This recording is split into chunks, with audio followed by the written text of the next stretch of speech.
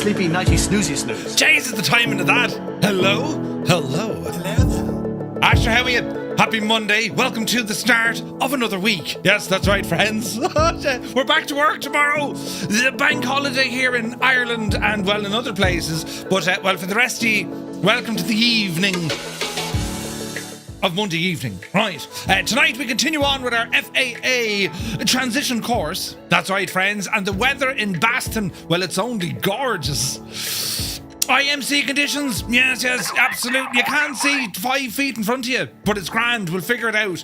Tonight we're flying by instruments, bear on, a guitar and a violin, and we're going to be flying from Boston to Providence using one of the tower something routes. I'll tell you all about it now in a minute. Very interesting stuff, you see. We're going to be flying by VOR. Yes, very high frequency omnidirectional range, as some might know it, or as I like to call it, the needle. And then later on, we're going to be flying using some low altitude airways, taking us from Providence over to Martha's Vineyard. It's all very complicated stuff, but it's brilliant stuff. So it's going to be probably the most hands-on we've gotten so far in the course when it comes to, well, charts and our instruments in particular, right? Now, the good news is we will have ATC coverage with the wonderful folks over at the Boston Virtual ARTCC. And, well, I can see that we have a Boston control, and I reckon we'll get Providence up and running here shortly as well. In terms of kind of preparing for something like this, I mean, VOR navigation and when we're using Airways, we kind of tend to not worry about it an awful lot. The reason being is, well, when it comes to the modern avionics, we tend to use a lot of the ORNAV stuff, a lot of GPS. You know, we can find a waypoint, fly to this waypoint, and just, you know, worry about our speeds and our altitudes. However, in the real world, when you start out training, well, you got to learn the old school navigation. That's VOR, ADF, and using distance measuring equipment. So we're going to be kind of focusing on that this evening. And the weather couldn't possibly be better, because this is exactly what IFR is all about. If there was a real world scenario that you had to go flying and the weather is what it is, I mean, you don't have the visibility, it's lash and rain, well, how do we fly, right? So we have to fly by instrument flight rules. If it's a beautiful sunny day, you know, and you can see from here to Galway and back, well, that's ideal for visual flight rules, provided we stay under a certain altitude, and we have to be careful of all this kind of airspace in and around the area. This is different, so it's kind of handy that the weather is what it is. Do you know what I mean? But anyway, how are you? How was your weekend? Did you get up to much? I'd like to say it was productive today. Well, you know, I had 2 sleeps. Yeah, you're right. Bank holiday Monday. There's a lot to be said for them now, you know. And I was busy with stuff earlier, and then I said, you know, I'll lay down. Then I got up and I did some more. Then I lay down again. Yeah, it's brilliant, right? I love these bank holidays. Murph, it's a normal Tuesday. Could you imagine, though? Could you imagine? Anyway, hope you're all keeping very well. We'll delve into the chat, say hello to everyone, and then we'll kind of we'll get to it, lads. We'll get to it. There's a bit to cover here, and we're going to learn some stuff. The FAA have these, what they call preferred routes. And it basically kind of, you know, if you're going from point to point, relatively high density, but you're going from point to point that's outside of the normal kind of, you know, commercial airliner arrival or departures, well, they have these preferred routes. It keeps you completely out of the way on track, and that's how they monitor you. So we're going to have a look at these as well. A lot of this is kind of real, well, it is real world stuff, but it's done very well here in the simulated world as well. So we're looking forward to it. But anyway, who rambled in, look, on this a Monday Eve? Right, we'll ramble in. Silly Sav is here, not giving out about the intro time at all. Silly Sav, right? Could you imagine now if you went to a cinema? The show starts at exactly 8 o'clock, and you get in there and they've already started. Now, granted, they don't have trailers, but then, you know, your mate, not so Silly Sav, sits in beside you 5 minutes later going, what did he say? What did he say? Do you know what I mean? We time it to perfection, and then I count it out in my head. 1, 2 would usually follow. 3 after that, right? But that's. I should put a timer up there. But anyway, good to see you, Silly Sav. Retriever Neil, happy Bank Holiday Monday. APU Inspector is here. Super Ty, welcome aboard. Fierce Wolf, looking fierce and wolfy. Happy Monday, man. Sourdough Man, welcome in. Who else came in the door here now? Toto's in the house. Tarnished Mossman. Look out for the Revenge of the 5th. Oh, Jesus. Yeah. Yeah, all them. Vacuum, good to see you. Dougal McTavish, the chairman. A very good evening to you, Dougal. Hope all is well. Viper Strike is here. Muse fan bursts in the door holding a pencil. Jesus. He says, how he is, his man jokes is. Happy Monday, Muse. Hope you're well. Spitfire Oriev 100 is here in the chat. What did we watch last night? Oh yeah, we sat down to watch the something ungentlemanly, another Guy Ritchie movie with Henry Cavill and a few others in it. It wasn't very good. We turned it off, so we went back to 1883. Not literally now, although we were watching 1883. It's very good. Do you know what I mean? But yes, Spitfire, good to see you, my guy. Hope all is well. Malky Mack is here. Death's Angel, good evening. Eamon 1973, you're very welcome aboard. Stick Figures in the house. Super Tie with 35 streams in a row. Thank you very, very much indeed, man. CP65 is here. Black Eyes Gabe, we have a Black Eyes Gabe. He says, a happy bank holiday to all who celebrate it. Right, man yourself, Gabe. Soaring AJ. AJH, man, hope you're well. 6 Knots is here. Welcome aboard, Kieran. Hope you're well. Viper Strike with 35 streams. Thank you very much indeed, man. Silly Sav, subscribed at Prime. The Mad Devil. Thank you very, very much indeed, Sav. Hope all is well with you. Liptorius is here. You're looking well. Nighthawk 1867 has rambled in. Happy Monday. Proby Pete, good day from Arizona. Hello from Tipperary. The weather actually over here isn't bad today. It's actually grand, do you know? Which is strange, Irish weather and that, do you know? Liptorius, happy Monday. Did I say that already? Maybe I did. Max Stallion, 75 streams in a row. Jesus, thank you very much indeed. Little Trader is here. Good to see you, my guy. Vacuum at 10 streams in a row. Thank you very much. Shovel Shoes, shovels in. AJH Don, happy Monday. 98 Vulcan, he says, good evening, we're from Fireflies from Gosford in Australia. Well, hello from Tipperary, you're looking well. Right over here, Creo, good evening. Mrs. TPHI, hello, hello. Happy Monday. 2 Dogs, good to see you. Idle Cutoff is here. Evening, Murph. Cambridge, Galling. Hello from Tipperary, you're looking well. Where's this now? Didn't realise there was a timer. Neither did I. Right, now, Blinky, good to see you, Blinky. The Impossible Face, good evening from the northeast of Scotland. Hello from Tipperary, you're looking well. What's happening? This Learn ATC thing, is that the course or like actually becoming controllers? It's actually a bit of both when you think about it. I mean, there's enough content from the theory side for controlling. Probably, right? It's not specific to controlling, but controllers need to know what the pilots are going to be doing, right? So this is a great way to kind of get that idea. But no, it's mainly aimed at the flying side of it. But if you're interested in controlling, there's never enough controllers. Do you know what I mean? But if you're interested in it, the very man himself, Ranbog Mord, is here. Good to see you, Ranbog. He got into ATC kind of after we did the course. You know, he was very good at it. Velo is here. Good to see you. Who else come in the door? Zybok Doc, 33 months with Prime. Thank you very, very much indeed, Zybok. Hope you're well. He's calling from Denmark. Hello from Tipperary. Very happy Monday to you. Who else come in there? Look, Little Trader on 10 streams in a row. Eamon got a shock there. So did I. Beat the Janie. Stu Snape, happy Monday. Wicked Lumberjacks is here. 5 months in a row. Very, very, thank you very much.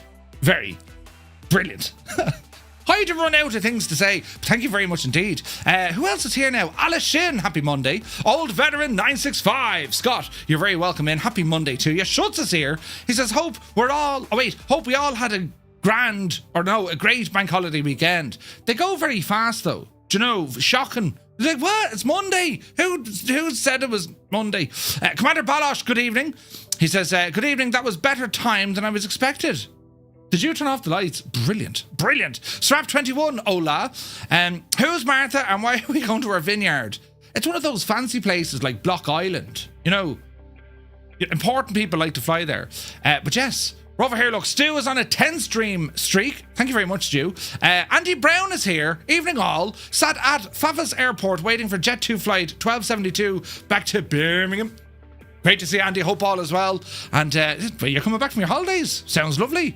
Old Veteran says it is crap weather here today too. Low clouds, rain and thunderstorms. Jesus, lads. Yeah, but sure, you only get it for a couple of days. We get that all the time. You know what I mean? The Impossible Face went to the pub for the bank holiday beers earlier. It was dead because everyone went out yesterday. You see. I got my wife's new computer up and running, says Scott. Downloads of everything is what took the longest. Yes. Your missus has a computer now. Would she jump on the old flight sim or controlling? We could be onto something here. Says the one who did 7 hours yesterday. Yeah, but I spent the weekend drinking and now I'm foobarred, says Silly Sav. Yeah, it'll do it. You have to fear. Lie down on the couch. Terrified of everything. Now, let me see. Baron Von Shoot, a very good evening to you. Welcome aboard. Who else come in? Retriever Neil says, I spent Sunday cleaning all 3 Skodas, only to have the birds crap on them. Then today, all 3 of them got rained on. Ah, Jesus. Did you not look at the forecast? Didn't the saw doctors come up with all those routes? Sure, the N17 was the prototype. There you have it, Epic Fool. It's great to see you, man. Hope you're well. Silly Sav says, wait, not so silly. Angry Lou, how are you? Didn't know it was an 8 p.m. kickoff. Well, about roughly in and around. That's why I never became a real world pilot. I'll get you kind of close enough, roughly near to where we were to go. But not exactly, you know. Adam Controls is here. Top of the evening to you, Adam. Hope you're well. Is it still the weekend? It is. Were you working today? I heard a rumour you were working. Or did you say that? I can't remember. Where's this now? Lead Ballooner, 35 in a row. Thank you very, very much, man. I got my days mixed up. I thought today was Tuesday, says Eamon. Oh, Jesus. The Dougal song, friends. We will ease our way into this a working week. Yes. And before we know it, it's Friday. We're going to Hawaii on Friday. Just can't wait. Bring your hula hoops. Yeah. Jesus. Right. In a Box Man is here. Good to see you, my guy. Very happy Monday. Who else come in the door here now? I registered to control in the UK, but the waiting list is too long. I'm going to do controlling in the Caribbean. Yes, sounds lovely. Martel, good to see you. My missus does not do games of any sort on the computer.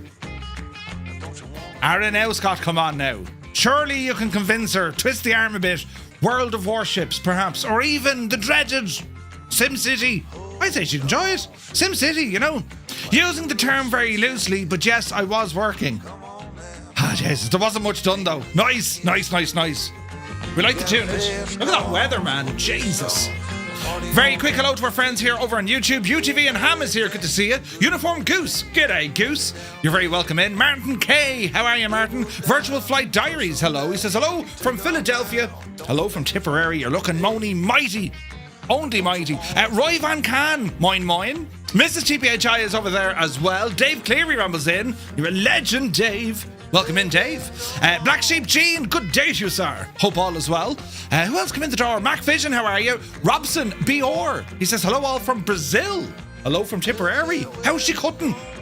Ron E. Dillard. Love flying my TBM from, where is this now? Murfreesboro, Tennessee. Murfreesboro. Murph's free. Brilliant. We're going. Surviving the apocalypse. Welcome in. Mr. Anderson. Good to see you. Stephen Zahn. Howdy. Well, you're looking well, lads, huh? There's a right bunch of lads here now. Yeah, Murph's. Right now. Murph's free. Right now. Murfreesboro. That sounds fantastic. Energizer's here. Going to Hawaii. Should I warn your partner? Oh, behave. Warn. He meant warn his partner that a bunch of idiots is coming over to wreck the runway. Yes. Warn with an N. Not even, what's this now? Not even if she isn't reading, she isn't interested. Well, there's Amazon shopping. That she is quite interested in. Brilliant. Right, where are we at? Sunjammer hyphen Coventry on a bank holiday. Hello from Tipperary. You're looking well. Right. English is hard. Yes, sure, listen, we're all in the same boat. Turn off this light now and we'll come over to this screen. Look. Brilliant. Here we are at another screen. And as you can see from the screen, lads, this is live time and live weather. And it's absolutely glorious. Right? This is how the world looks like in Boston today. So we've a bit of stuff to cover before we get going. We're here in our TBM 850, beautiful aircraft from Black Square, and yeah, lads. I mean, what we're going to be doing here, as I said, it's there's a bit of flying in this. We're actually going to complete 2 lessons tonight for the Wings course. So we'll bring up our website over here. And we'll go into our Learn ATC series. If you just go to twotonemurphy.com, go into the Learn ATC series, and we're on the FAA Conversion Course. Go into the ground school document, and sure, we'll have an old quick look at and see what's happening, right? So, for this lesson, come on down here. for this lesson, it's VOR navigation, and it's also going to be Airways. There's two gadgets we're doing here today, right? So let me see. It's starting on page 286. All right. So the focus, we're going to introduce traditional VOR-to-VOR navigation alongside some modern GPS as we follow a structured route and fly another precision approach at the destination, right? What we're going to be doing is tuning and tracking VOR stations. We're going to be using a tower en route control route known as a tech route. We're going to be managing a short IFR hop under ATC control, flying an ILS approach into Providence and Rhode Island as we reinforce our departure, en route and arrival phraseology. Yeah, right, that makes a lot of sense. That's what we're doing for the first part of tonight. The second part is going to be on Airways. And we've heard of Airways before, and in the States, everywhere. They have Airways everywhere, right? But there's a lot of these published Airways for both low altitude and high altitude, depending on the type of aircraft or the route in which you're going to take.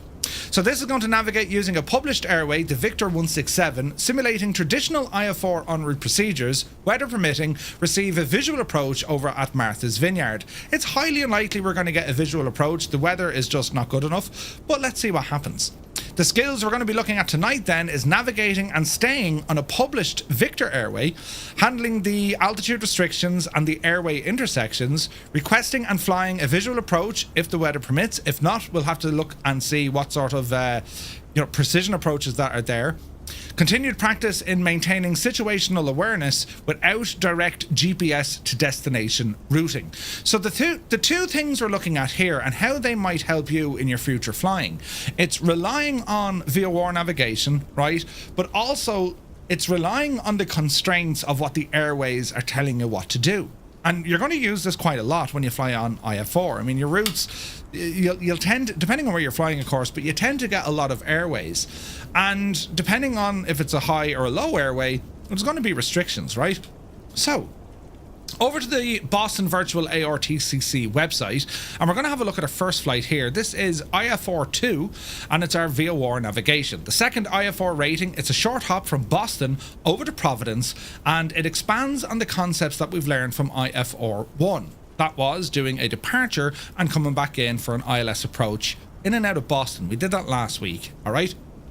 It introduces VOR navigation and tech routes. Additionally, we're going to fly an ILS approach into Providence to further hone our instrument approach skills. All right, let's have a look. David Moo, good to see you. So the second IFR rating. So this is what we're doing tonight. Now, there's a couple of specifics when it comes to the type code. Your type code is your aircraft type code. Now, don't worry too much about these, because if you're using something like vPilot or xPilot, right, when you type in the type code or the type of aircraft you're flying, it'll automatically populate, or at least it'll give you a drop down of aircraft that should fit the bill. Failing that, what you could do, you can just do a simple Google search for aircraft type code ICAO. Yeah? International, what was it again? International, not civilian. Jesus, Murph. ICAO. International Civil Aviation Organization. So if we do ICAO type codes, here we go. And this should give us a list of all of them. So you can search for a manufacturer. So let's say, for example, we're in a TBM 850, right? All right, let's search that. No matching records. Search TBM 850. Manufacturer. Oh no, it's not TBM. Sorry, it's DAR now, isn't it? So now it's a TBM dash 850. No, TBM 850. No. Jesus, look at that. I won't find it. It's in here somewhere. TBM 8. What? I can't find it. Would it be Socata? Yes, Socata. Back in the days, it used to be Socata. So there we go. Look, Socata. Now, if you didn't know, if you only knew some of it, let's say, for example, okay, I don't know what it is. Well, it's a 172. Ah, is it a Cessna? Yeah. Is it a REMS rocket? You get the idea. If you were flying in, I don't know, a 737, again, it's going to give you all the different codes. And let's say, well, it's a 737-8. Ah, look, there it is. And then it gives you the code. All right? Your type designator, B738.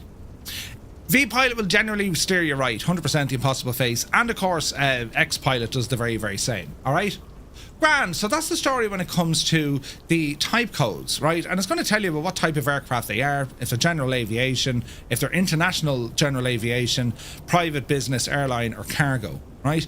And you'll see how the call signs kind of change a little bit.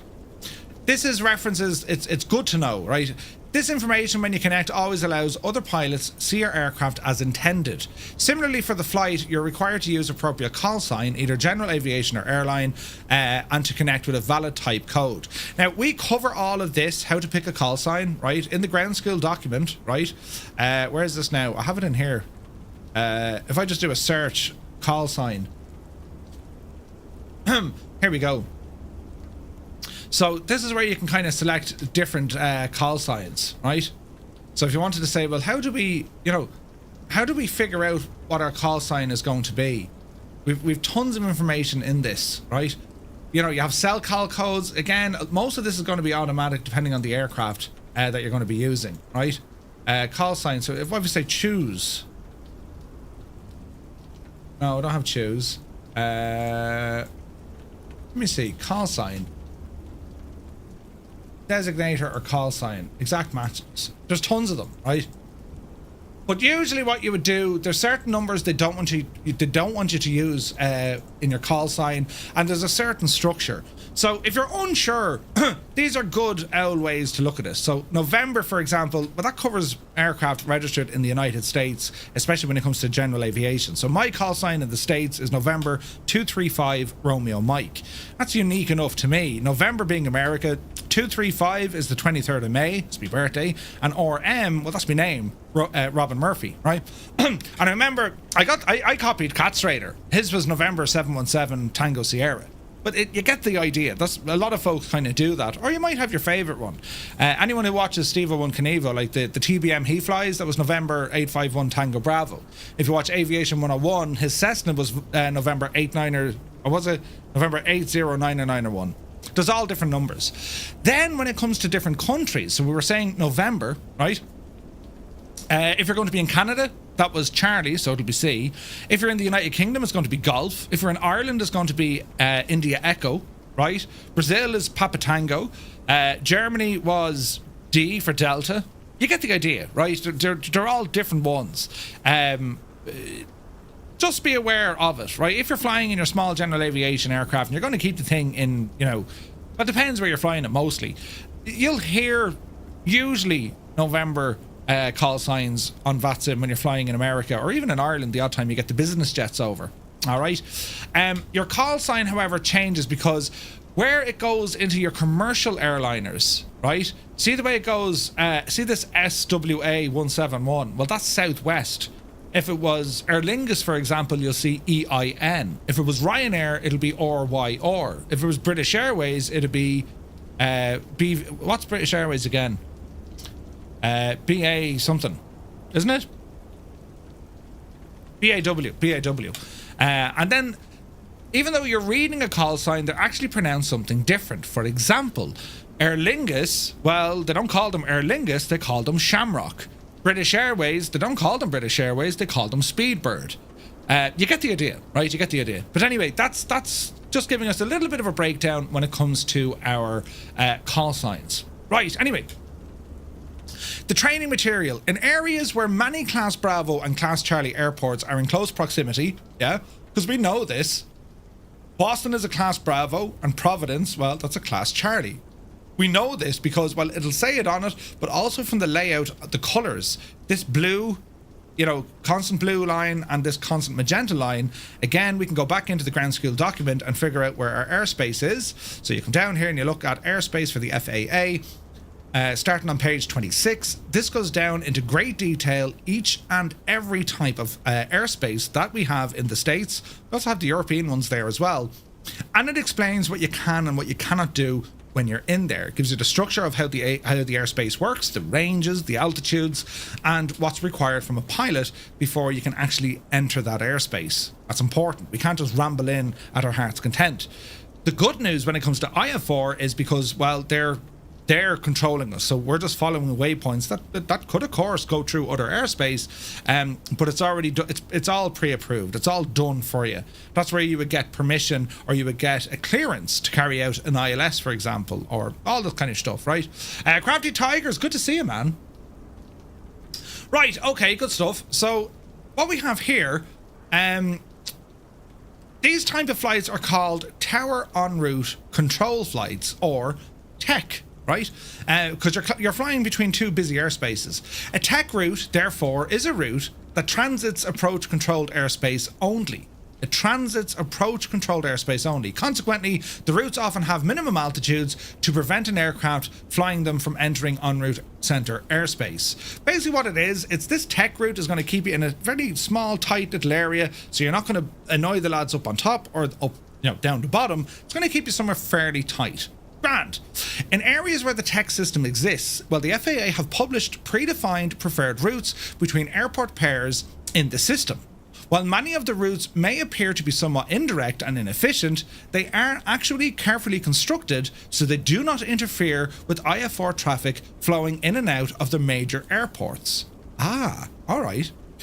Because of the busy airspace, surrounding cities such as Philadelphia, Washington, New York and Boston, the entire Northeast has a major TEC or TEC structure.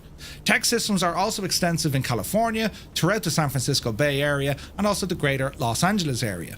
In order to gain familiarity with the TEC structure and further hone your IFR skills, this particular flight will take you from the Boston Airport over to Providence Airport via a TEC route. Note: since TRACONs are often covered by the overlaying center controller, you may actually talk to center as opposed to just approach. That's mainly a VATSIM thing. However, the benefits to overall traffic flow associated with the TEC routes are as applicable in either case, and it makes them well worthy of study in the program.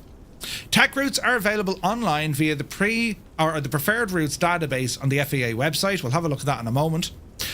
Use the database often for future flights. It's a good idea to bookmark the link. So the link is there. It's over on the Boston Virtual ARTCC website, and we're going to be using these a lot, right? These routes are also available on the BVA's preferred routes page, but we'll stick with the FAA source today. Once on the FAA page, you have to type BOS and PVD in the origin. Note, you don't put in the ICAO format. The ICAO format is Kilo Bravo Oscar Sierra. Instead, we're going to be using the IATA. Why they do this, I don't know. You just do it, right? All right. So this is telling us how we're going to do it. For airports in the United States, converting these two formats are easy, as IATA codes simply omit the K or P that is found at the beginning of the ICAO code. For example, the ICAO code for San Francisco is Kilo Sierra Foxtrot Oscar, but the IATA code is Sierra Foxtrot Oscar. And you'll see this a lot of the time on your airline ticket, or when you buy airline tickets when you go flying, you'll only see the IATA code because that's what the airlines are working off. The pilots work off the ICAO stuff. The airlines, IATA is good for them. Similarly, the ICAO code for Honolulu is Papa Hotel November Lima, but the IATA code is HNL. All right. Well, let's go over to the preferred route. So this is the FAA website. Now, this is real world stuff. B. Carlo, good to see you. This is real world stuff. So you can see all the dates effective from the 17th of April up until the 12th of June. And it kind of tells us what to put in here. All right. So we're going to say, right, the origin, 3 to 5 character departure, no K prefix for the US. So you don't put in the K. All right. Destination, same crack again. Don't put in the prefix. The route, low, high, is it low speed direct, high speed direct? I need to check up on them. Then you have TEC, right? There's other ones. Anyway, let's not worry. We're going to type in BOS. Now, it should be KBOS, but we're just going to go with BOS. Our destination is going to be PVD. Yeah? All right, the route type, don't worry about it. Let's submit the search. Aha! We found information up here.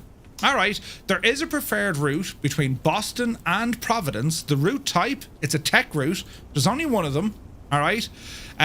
Different hours, nothing here. Area or aircraft, no restrictions. We do have an altitude restriction. We must remain under 10,000 feet. All right. See this route string here has Boston, Providence, Providence. Why does it have Providence twice? Does anyone know? Anyone guess? Then you have your departure, ARTCC, and arrival. So it's all done under your main control. See the way they have Boston and there's not two Providence airports, right? So if you were to put your letter in front of one of them, well, that's the airport. And you put a letter in behind the last one, well, that's an airport. That means PVD must be correct and right. It's a VOR, the Providence VOR. So they're basically saying is your route is going to be from Boston to the Providence VOR to Providence Airport. That's the route. All right, that works. Yeah, that makes sense. So if you see it twice, it's IATA spiel, so it's going to be, Jesus. That, for example, if that said, hang on, word up to my brethren. So if we saw something like this, lads, right? What might that mean if you saw that? Can anyone kind of figure out what that one might mean? Any ideas? Well, if you were to remove the, whatchamacallit, the ICAO stuff, we would know by looking at it. Well, it should be Kilo Bravo Oscar Sierra. So that's going to be the Boston Airport via the Boston VOR, via the Providence VOR, and then down to Providence once again. So that's how we read it. Yeah? That makes sense? Yes, no, certainly so. Yes, Murph, you're a genius. We always knew it. All right? So we don't have these green letters, obviously, and our routing then would be boss, pivot, right? Makes sense. So when it comes to the IATA stuff, well, that's our routing, and in fact, we're departing from Boston. That's the airport. We're going to fly to the Providence VOR, and then we're going to land at Providence. Grand. It makes total sense because it is a preferred route. On the tech route, it is a preferred route. All right, that's our route, lads. So think about this now as we're trying to build up our flight plan. Now we know what our route is going to look like. We're going to leave Boston, we're going to fly to the Providence VOR, and then we're going to land at the Providence Airport. That's our route. All right, good stuff. Moving on. After submitting the form, this now explains it, right? You can tell that the route is a tech route looking at the route type column and so on and so forth. So this just explains what it is, all right? Like in Wings IFR 1, expect to be assigned the Logan departure out of Boston once we receive our IFR clearance. All right, so we're going to be told we're on the Logan 4 or whatever departure it is. We'll check our charts now, right? Instead of receiving vectors from air traffic control for the entire flight, we're going to be cleared direct to the Providence VOR and expect to navigate on our own according to that instruction. Now, let's just pull up the handbrake.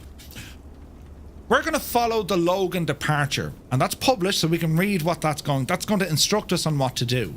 And instead of ATC controlling us for the entirety of the flight, they'll give us a little bit of vectoring, leave the airport, hang a left, give us different headings, and then they'll give us a direct to the Providence VOR. Now it's up to us. They don't need to worry about us because that's where they've sent us, all right? And there's no deviation when it comes to your ATC under IFR. Okay. I strongly recommend that you use VOR navigation for this flight, as well as the subsequent IFR ratings. While GPS may be used to aid in situational awareness, you will get the most out of the first half of the Wings over New England by learning to navigate completely without the use of a GPS. Now, that's kind of up to you. I strongly recommend you learn the VOR stuff because VOR flying is actually a lot of fun. It's old school flying, and right. Whenever they employ a Murphy to look after the FAA or NASA and he someday decides to turn off the big red switch with all the satellites, well, sure, the GPS will be turned off, lads. It'll be shagged. So we'll have to go back to VOR. You know what I mean? And in the real world, you got to learn VOR stuff as well. Highly, highly recommend it. So yes, you can use your GPS as a nav aid just to help you out with some situational awareness. Hey, am I going the right way? It's a great tool to have. Why would you not want to fly with it if you had it available? But in terms of navigating this flight, we must do it. We must do it. All right? But yeah, when it comes to learning how to use VOR, again, well, Boston Virtual ARTCC have you covered. They have a link that I'll share with you in a while. This is how to use your VOR, your very high frequency omnidirectional range, in flight. Now, I'm going to be using this myself. I'm going to fly this VOR tonight. I'm going to show you what I'm doing. So hopefully it makes a little bit of sense to you. This is a full tutorial. We'll get onto this later on. And it's shared by the Boston Virtual ARTCC. All right. Now, this is where it's important. VOR frequencies. You have COM on your radio and you have nav on your radio. Your COM is your communication. Your nav is your navigation. COM is for when you're talking to people. All right. The nav is when you're tuning into specific navigational frequencies. They could be a VOR. They could be ILS frequencies. That makes sense? And it's all controlled by your radios. All right. So when it comes to VOR frequencies, well, flight planning, we need to write this stuff down. ATC aren't going to say, tune to the VOR at Providence on 115.6. They're not going to tell you the frequency. That's up to us to figure out. And we have a lot of ways to find this stuff, right? I mean, we can go onto SkyVector. This is free, or you can use whatchamacallit, you can use Navigraph, right? But if we wanted to find the VOR, look at this big fella here, look. VOR DME. Anyone know what DME stands for? It's not there to confuse you, it's just letting you know that the VOR has DME. DME, distance measuring equipment. Now, what do we mean by that? You can tune your radio into a VOR and it's going to point in the direction of where that station is. Hey, it's over there. Well, that's only part of the jigsaw. DME, or distance measuring equipment, well, that's going to tell you how far it is in that direction. Does that make sense? Distance measuring equipment. So you have your VOR that will point in the direction, but your DME will give you the range, the distance. Super handy, right? So the VOR DME at Boston is 112.7. We don't need this because we're not flying out of the Boston VOR. What we do need to find is the Providence VOR. And okay, here's Providence. Now we're looking on our chart to figure out, well, where's... Oh, here it is, look. So the Providence VOR, and there's a DME, all right? The channel is on 115.6. So that's the first thing we're going to write down because that's a frequency. So write down on your check sheet, VOR for Providence, PVD, is 115.6. Now, see the way it has these mad dots and dash symbols? Anyone know what that is? That's Morse code. Inside your aircraft, when you're tuned to that frequency, to make sure you're actually tuned in to the correct frequency, yeah, you need to make sure that the station is transmitting this code back to you, which would sound something like this.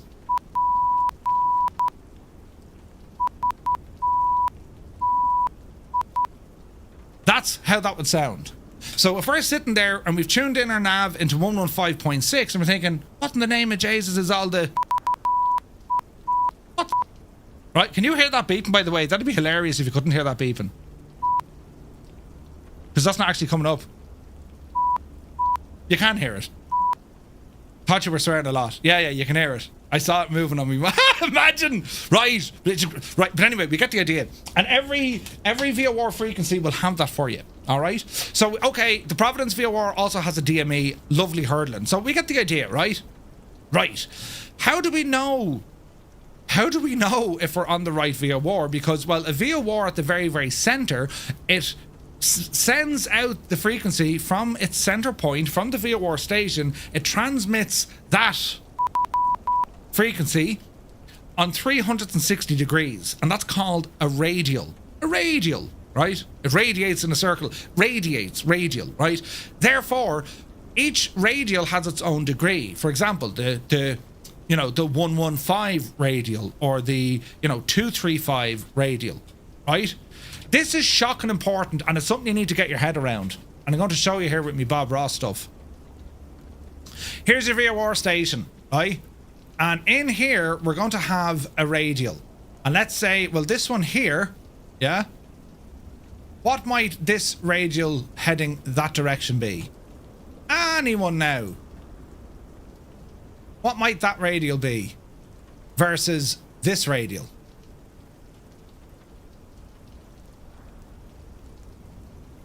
Okay, so this guy up here, now it's supposed to be due north, exactly north. So this radial could be 0, 0, 0, yeah? So if we wanted to fly to this VOR station in here, right?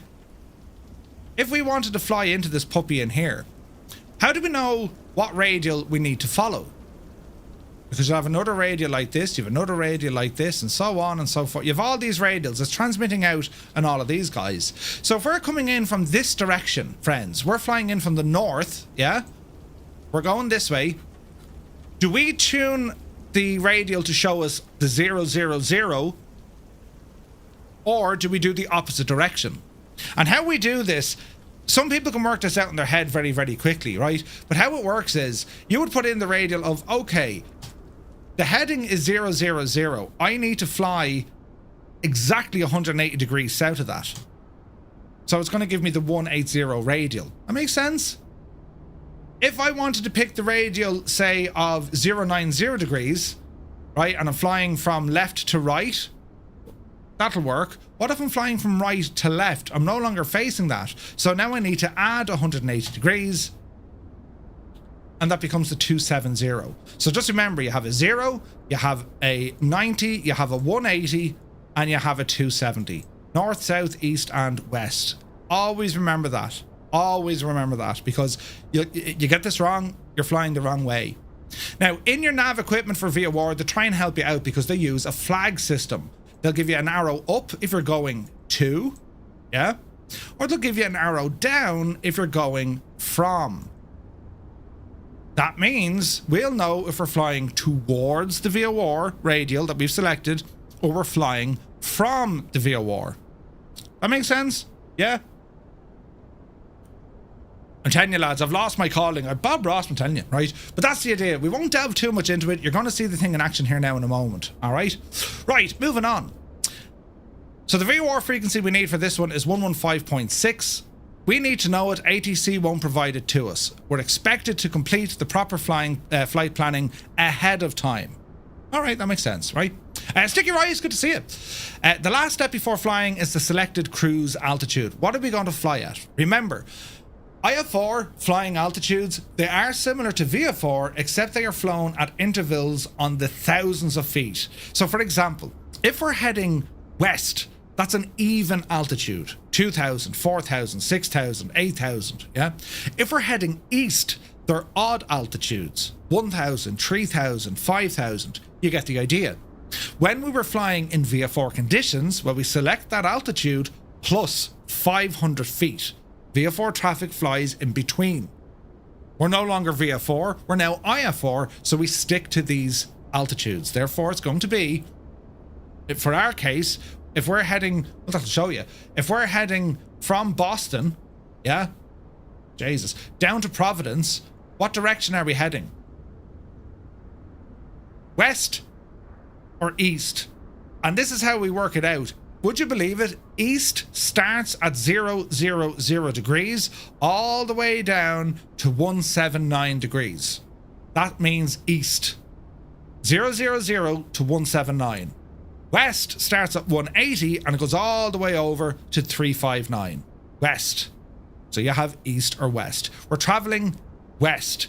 If we're going to the west, we must choose a even altitude. All right.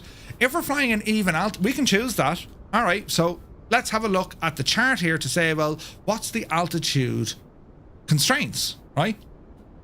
We got a 1,600, a 1,300, another 1,300. That's the ground elevation. So if we choose to fly at 2,000 feet, we're only going to have about 700 feet clearance. That's a little bit dodge. So I'm going to go with 4,000 feet. All right. We're going to fly at 4,000 feet. We're going to write that bit down. It goes into our flight planning. Yeah? All right. We're going to fly at 4,000 feet altitude. We only applied the altitudes above 3,000 feet if you're in VFR. IFR apply to every single IFR flight. So, you know the way it doesn't really matter if you're VFR below 3,000 feet? You can go 1,000 or 2,000 feet. It doesn't really matter any direction. It's only really important once you get to 3,000 feet. IFR, you stick to it, and that's the end of it. Doesn't matter what your altitude is. The rule is westbound is even, eastbound is odd. in terms of numbers for altitude. Lovely. Now, since the route from Boston to Providence is westbound, we're going to need to file an even cruise altitude. Additionally, recall the tech route for the flight must be flown at or below 10,000 feet because it says it here. The altitude restriction is 10,000 or below. Frozen Gamer, good to see you. That makes sense? So 4,000 feet, absolutely grand. Right, friends. It's time to fly. We're going to spawn on the ground over at Boston, and while we file our flight plan, we're going to get our IFR clearance, taxi to the runway, we're going to take off, we're going to fly the Logan departure correctly and expect to receive a few vectors and maybe a couple of climb instructions as ATC will guide us away from Boston. Then ATC should clear us over to Providence. We're going to turn our aircraft course or the OBS knob until the nav needle centers with the to from flag pointing upwards. This is VOR navigation, indicating that you're flying towards the VOR. Remember that 115.6 must be tuned into your nav radio before selecting a course. In fact, you should already have this tuned into your radio before you leave. Stay ahead of the aircraft. When people tell you stay ahead of the aircraft, this is the stuff they're getting at. Stay ahead of the flight. It just means that you're anticipating what's going to happen next, and if you're asked to do something, it's not really going to throw you off. All right? Once your navigation needle is centered, turn to the heading indicated to track that VOR radial. All right, the VOR indicated is not heading sensitive. That means when we have our autopilot turned on and we put it into LOC, it's not going to automatically fly that. We need to turn the heading knob to fly a heading. So we're constantly adjusting it. All right. Murph, are you allowed with your PPL to rent a single prop airplane like a Cessna? Oh, 100%, Grand Daniel. Yeah. Yeah. All the way up to and including a There's a PPL. You're anything single once it's not turbo.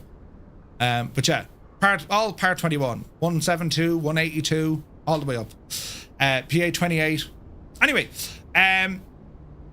so we just need to watch that. It's going to be hands-on. Always follow the needle. If it's to the left of the center, well then we turn left into it. If it's to the right, we turn right. Okay. A detailed description of VOR navigation is beyond the scope of the program. However, if you're brand new to this and you're interested, your ears have perked up thinking, hang on, VOR navigation. Yes, I want to learn how to do it. Here is the link. There's a video there I invite you to watch. It's just brilliant. That's going to teach you everything it is you need to know. Have a look at it and save it. If you're planning to use GPS as a nav aid, remember, you still need to comply with the ATC instructions. So you can fly GPS, but if you're flying by a GPS, that's going to give you direct twos and it's going to route you by waypoints. That is potentially dangerous because ATC are going to override that. All right? Right. Ensure you're capable of proceeding direct to a waypoint after being told to do so by ATC. Direct means going from your current position straight to it. Direct. So it doesn't matter what was between your current position and that waypoint, everything in between it, forget about it. You're now going direct. All right? Right. As you're near Providence, ATC will provide us with the weather and or they might tell us get the ATS or the ATIS and then provide us with an ILS approach. We're going to need an ILS approach because the weather is crap. Right? Direct is direct unless it places you in danger. Yeah, 100%. But again, it's rare, but as a pilot, you need to say, I can't do that. We can't do that, Dave. Right? But a lot of the time, ATC, when they give you, the only time you might say to ATC, if they gave you a direct, you could say enable if you were fuel bound, for instance. But that's later on in life. That's when you want to confuse everyone. That's when you want to scratch your head while other people are scratching their head. You know what I mean? Anyway, this makes sense. It's Wings IFR 2. Wings IFR 2. So let's get into our flight plan, shall we? So SimBrief, hello SimBrief, into our dispatch system. Let's see what happens. So it's going to be a new flight. Flight number is my aircraft, November 235 Romeo Mike, departing from Boston, and we're going to head down to whatchamacallit, Providence, is that right? KPVD, PVD, yeah. And the aircraft type is going to be in the TBM 850. Now, here's the good thing. We already know our routing here, so let's go down the page, right? So, we're going to be flying at 4,000 feet. That's what we want, so we'll put that in manually, right? Scheduled block time. It's not going to take us that long. The route is already given it to us. PVD. That's the VOR. It's already done it. Analyze the route. Now, this is not going to take us 50 minutes, no matter what way we do it. So, scheduled block time, our en route time, our flying time is going to be different. So maybe the whole thing probably 50 minutes. All right.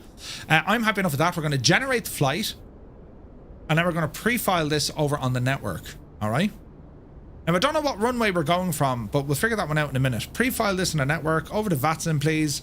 Load this in, and we're going to fill out the rest of our details. Okay, November 235 runway Mike, we're IFR, TBM. Departure KBOS off the blocks at 2025.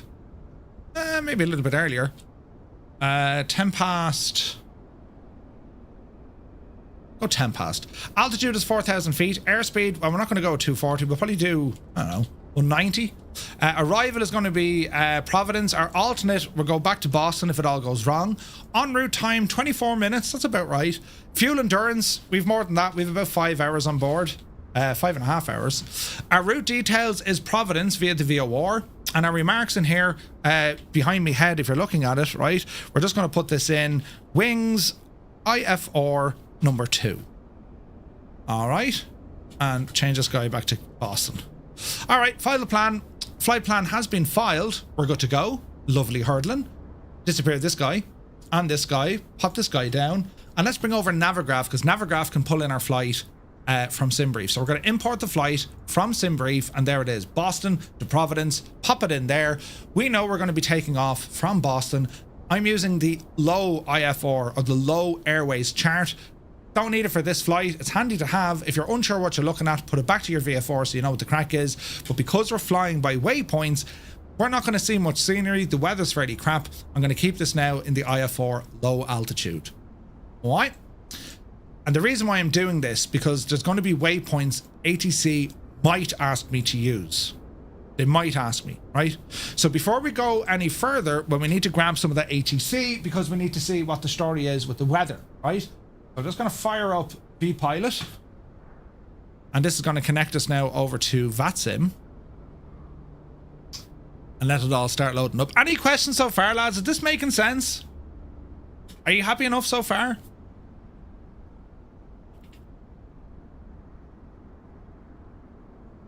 Again, if you have any questions to any of this, let me know. Pop on over to our Discord. Totally confused. Come on over to our Discord. If you have questions in there, well, just let me know. But like you can see, the weather here, it's absolutely terrible. Okay, so that's connected. I'm now going to go over to, because I have 2 PCs, I use vPilot in vPilot in a network mode, right? So this will all connect for me here now. Boston Approach is online. And we'll probably get some air traffic loading in here now as well. So this is the current weather in Boston. It is absolutely friggin' terrible, look. Terrible, terrible, terrible, terrible. All right. We have another TBM right in front of us. That's nice to see. But as you can see from the weather, lads, it's like we are completely socked in. We fog and everything here. Look at this. So if we're going up to 4,000 feet, I doubt we'll even break the cloud. There's a little layer here. We might get around this. We might get into this layer here. But that's a big might. All right.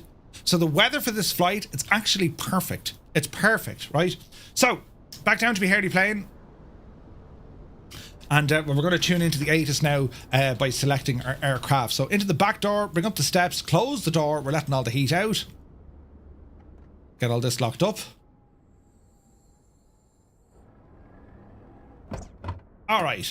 So how we remove the engine covers, the wheel chocks, the pitot covers, fuel is okay, disappear this guy. And well, we're going to go ahead and start putting power in. Now we're going flying, so I don't need to ask permission to start my engine. I'm over at the FBO, I'm at signature. I don't need to push back. I don't need to request push and start. I'll be just moving on straight from here. So in that case, we're going to start up this aircraft. So we're going to start up bringing some power in. Go ahead and get our nav lights on to let folks know what we're doing. And let's see what we can do. Booster pump comes on. Come on down here. We're going to put our prop full. Parker brake is set. We know that. Inertial separator, leave it off. That looks good. That looks good. That looks good. All right, let's go for starting this engine. Are we ready, friends?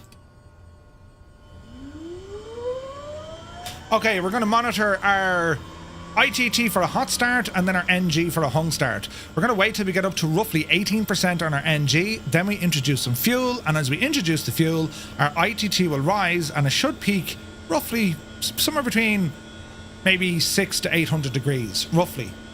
NG is at full swing, fuel in, and now we monitor. ITT peaks at 732.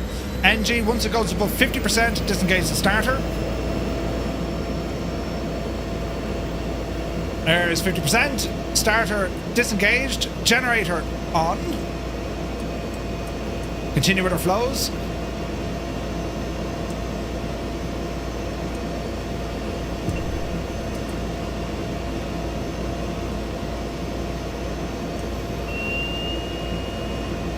High idle.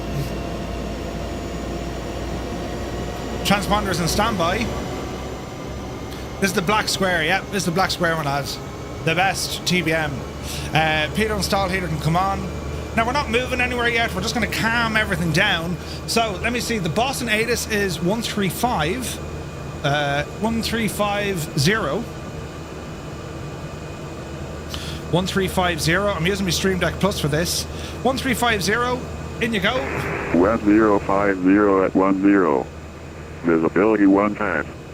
Runway 04 right RVR more than 6,000. Missed. Ceiling 300 overcast. Temperature 10. 2.10. Altimeter 3032. ILS runway 4 right approach in use. Departing runway 9er. Runway 33 right is approved for turnoff after landing. All aircraft respect all hold short instructions and assigned altitude. Numerous construction cranes in Boston area and in vicinity of Logan Airport. Advise on initial contact. You have information echo. Alright, we got echo.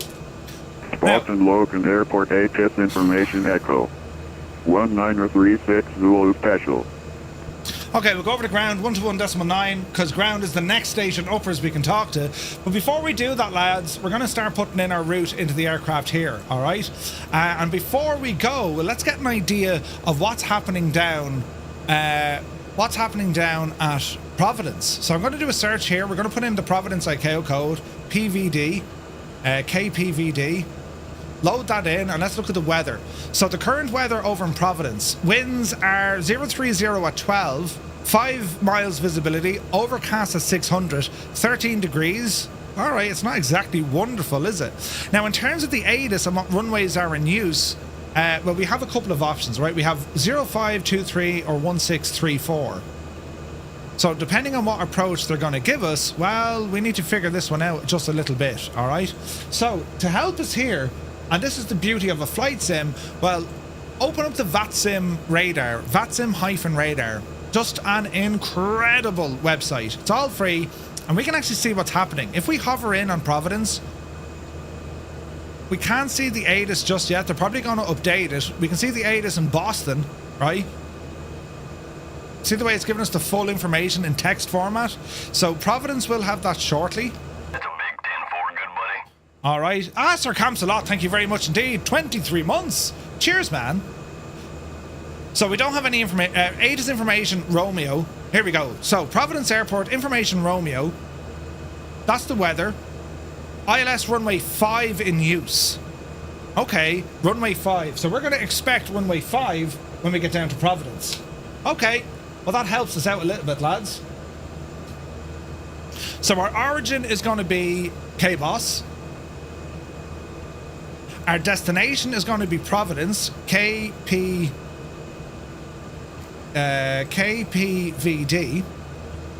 Now, add waypoint. We know we have to go to that VOR.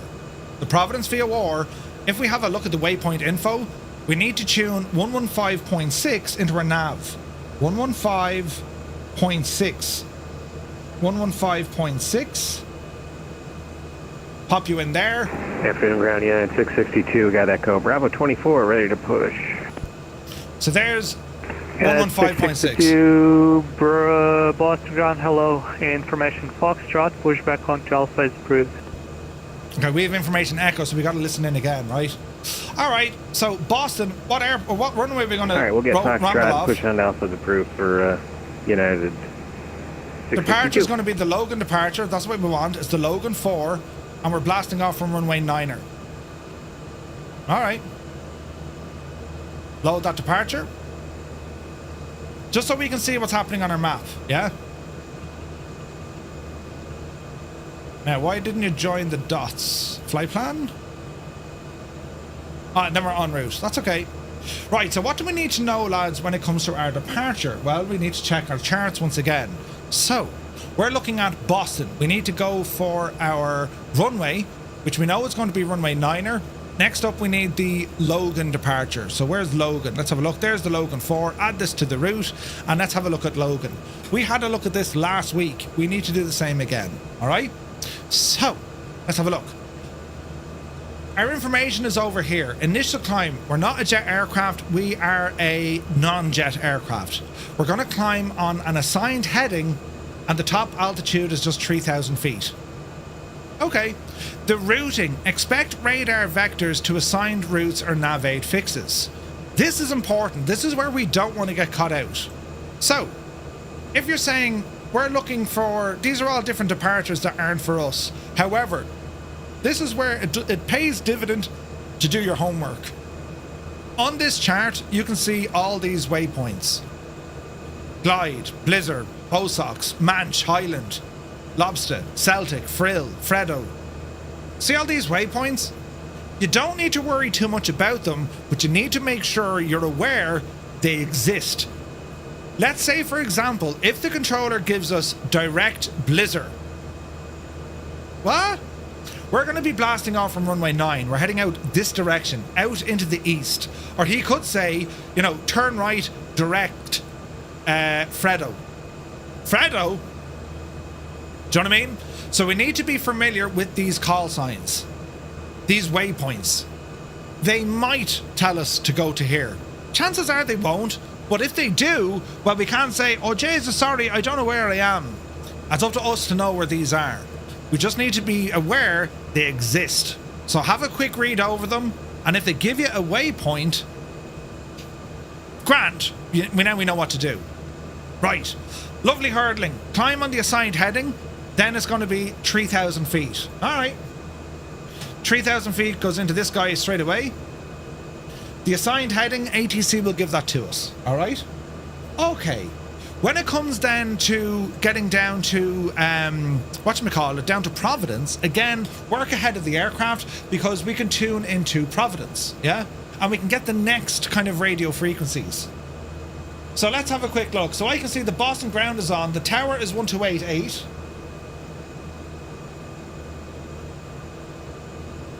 After that, we can see we have Boston approach on 133. Then we have Providence approach on 123675.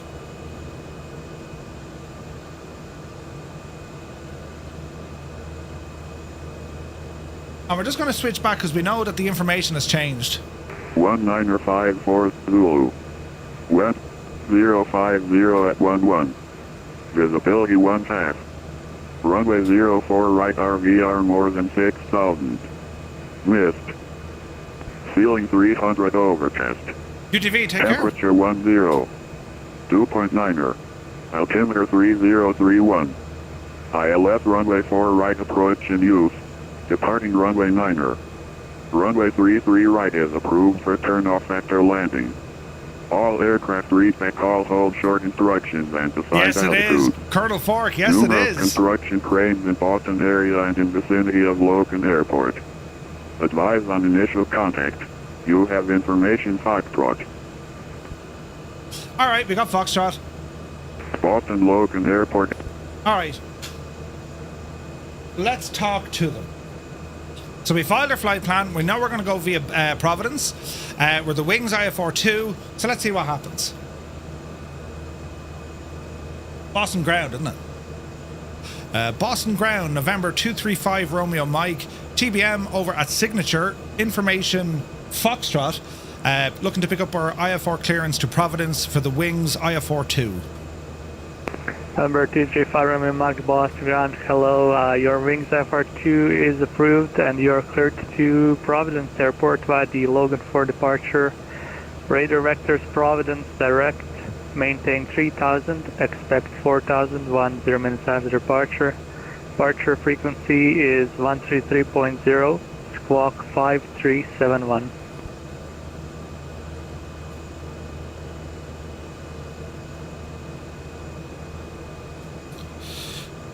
Cleared to Providence via the Logan 4 departure. Expect radar vectors direct to Providence. Altitude 3000. Expect 4000 10 minutes after departure. Departure on 123.0 and squawking 5731. November 235 Romeo Mike. Number 235 Romeo Mike, just confirmed departure frequency is 133.0 and squawk 5371. 133.0 for departure and squawk 5371. November 235 Romeo Mike. November 5 Romeo Mike, readback is correct. You can expect runway 4 left at Echo for departure. Advise when ready for taxi. We'll expect runway 4 left at Echo and will advise when ready for taxi. November 225 Romeo Mike. Right. Ground United 662 with Foxtrot ready taxi. United 662 Okay, runway 9er 5371. taxi Alpha Kilo Mike, cross Back into runway our gadget 4 left yaw. at Kilo. So a slight change. Alpha so Kilo Mike, cross we're no 4 longer left on runway 9. at Kilo for So we're going to United remove runway 662. 9. So Boston, remove all this as well. Boston ground, hello, November 972 Mike Kilo with information Foxtrot We'll plan our signature. departure.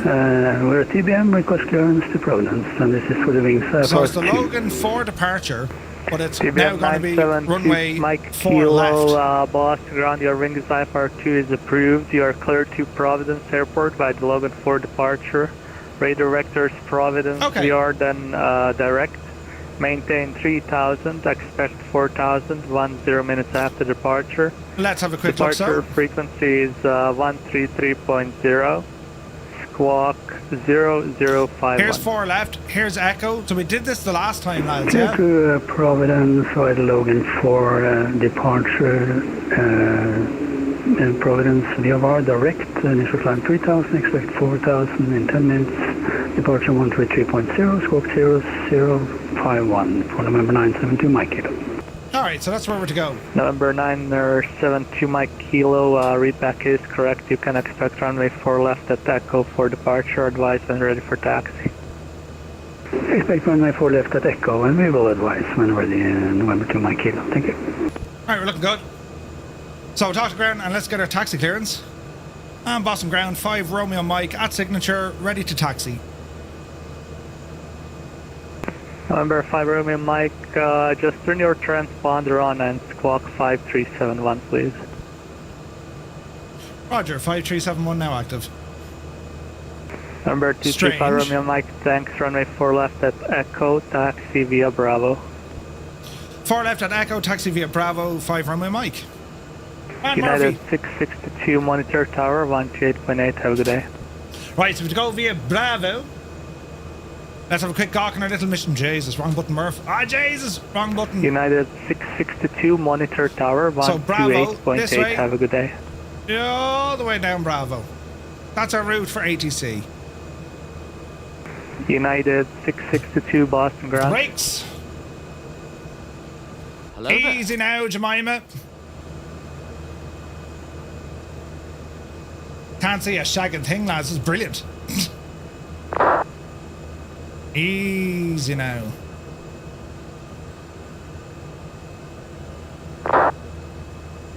Okay, so we have our 1156. That is the Boston VOR November tuned in. 972 Mike Kilo, signature ready to taxi. Number 972 Mike Kilo, runway 4 left, taxi, correction, runway 4 left at intersection Echo, taxi via Bravo. Runway tell you 4 what I left changed, at intersection with info, Echo, taxi via Foxtrot. Bravo for November 2 Mike Kilo. Did it?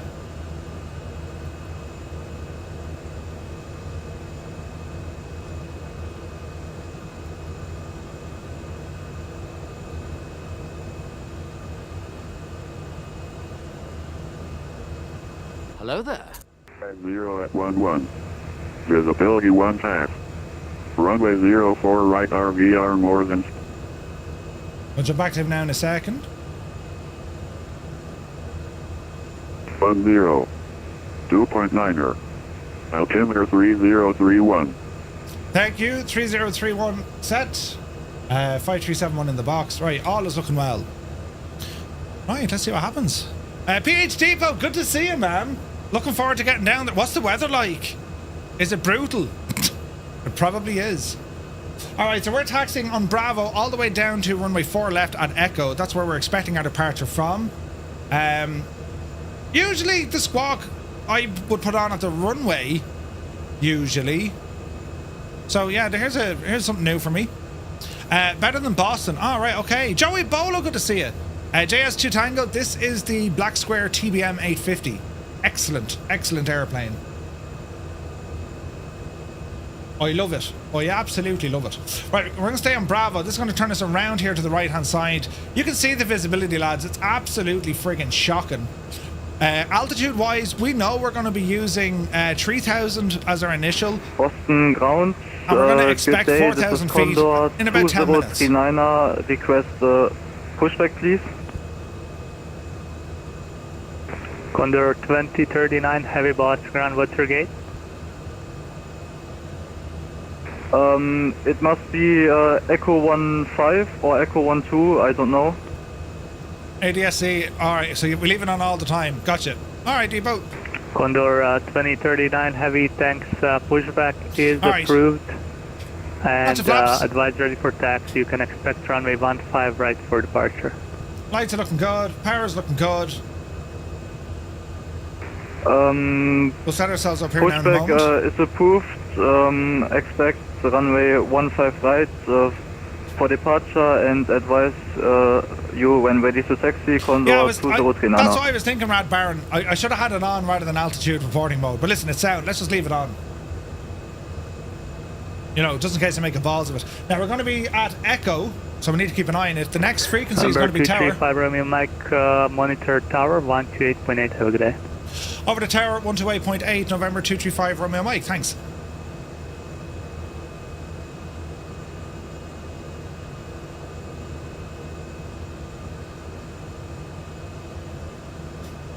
Easing out. 1288. And then 1330 is the next one.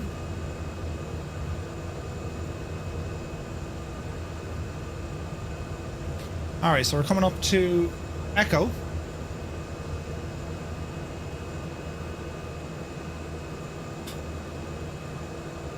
Boston Tower, November 235 Romeo Mike, holding short runway 4 left at Echo, ready for departure. November 235 Romeo Mike, Boston Tower, flighting 330, runway 4 left at Echo, clear for takeoff. Fly heading 330 at Echo, clear takeoff runway 4 left for November 235 Romeo Mike. Alright, we got our first heading, 330 is what they want. So onto the runway, line them up. Right's clear, left, well, it looks clear, but sure, listen, it may not be. And when we take off, it's going to be a right turn over to 330, or left. Would it be right or left? I don't really know. It'll be a left turn 330. Right, line ourselves up here, Murph. 330. 330 on my heading. November 972 Mike, Kilo, Boston Tower, runway 4 left at Echo. Walking, talking, squawking. Let's go flying. Runway 4 left at Echo, line up on right. November 2 Mike, Kilo. Takeoff power set. Speed live. 80 knots. We're going to look for around 85 to rotate. RGB. Oopsie daisy. And we have a positive rate of climb. Gear up. Tapping our toe brakes.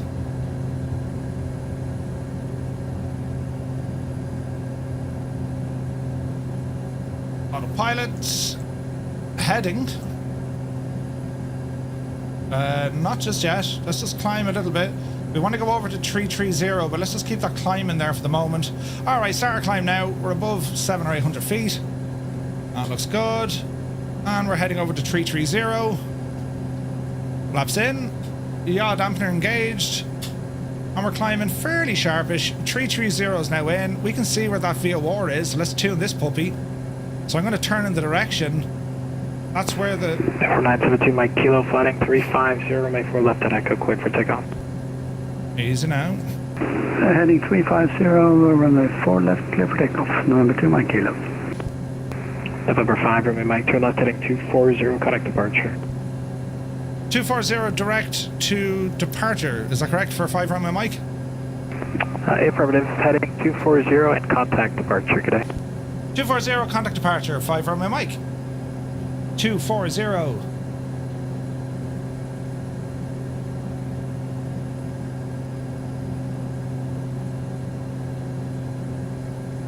Easy now, Jemima. Easy now. Boston departure, November 235 Romeo Mike, 2,800 for 3,000.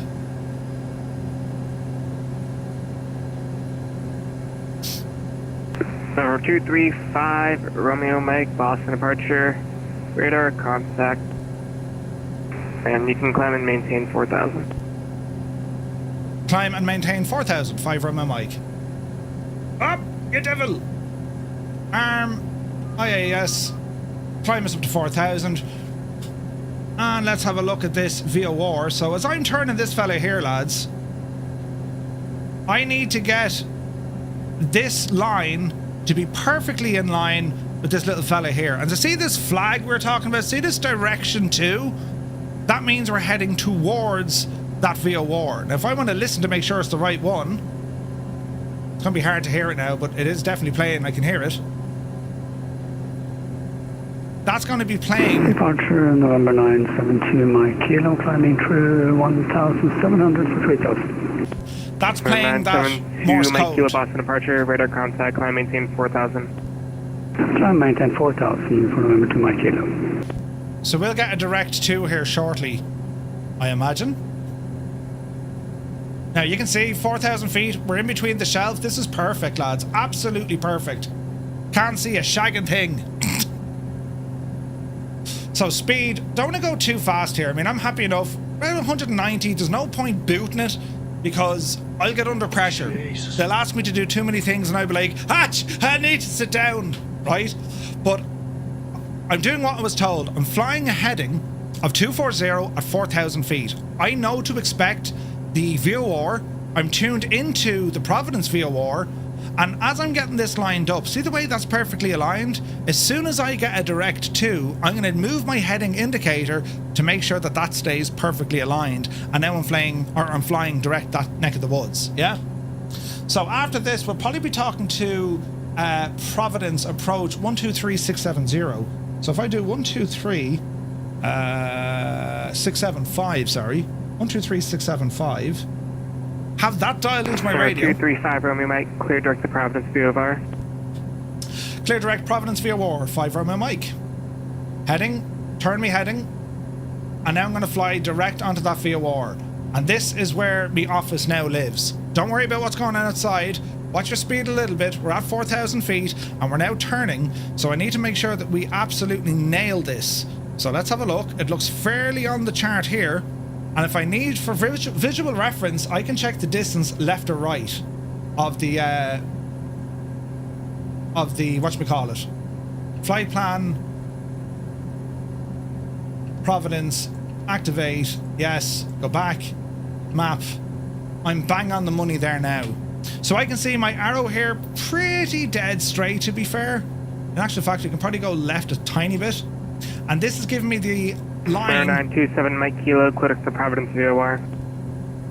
Correct to Providence in VOR November 972 Mike Kilo. Okay, so our next step is that of Providence, right? And we knew we were expecting a runway 5 into Providence, weren't we? So now we got to look up an ILS approach. So the ILS approach into Providence, let's have a look. ILS runway 5, that's what it's going to be. And again, we have some more frequencies. So we have 109.3. 109.3, we'll dial this into our standby. 109.3.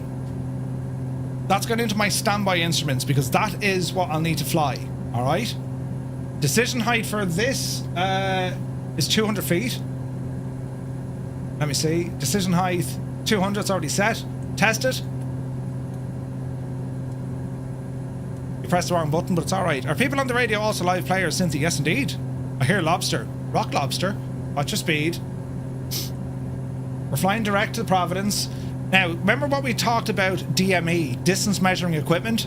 The flag is showing me 2. I'm flying to that VOR station. It is 30 nautical miles away. All right? Test Hello this. there.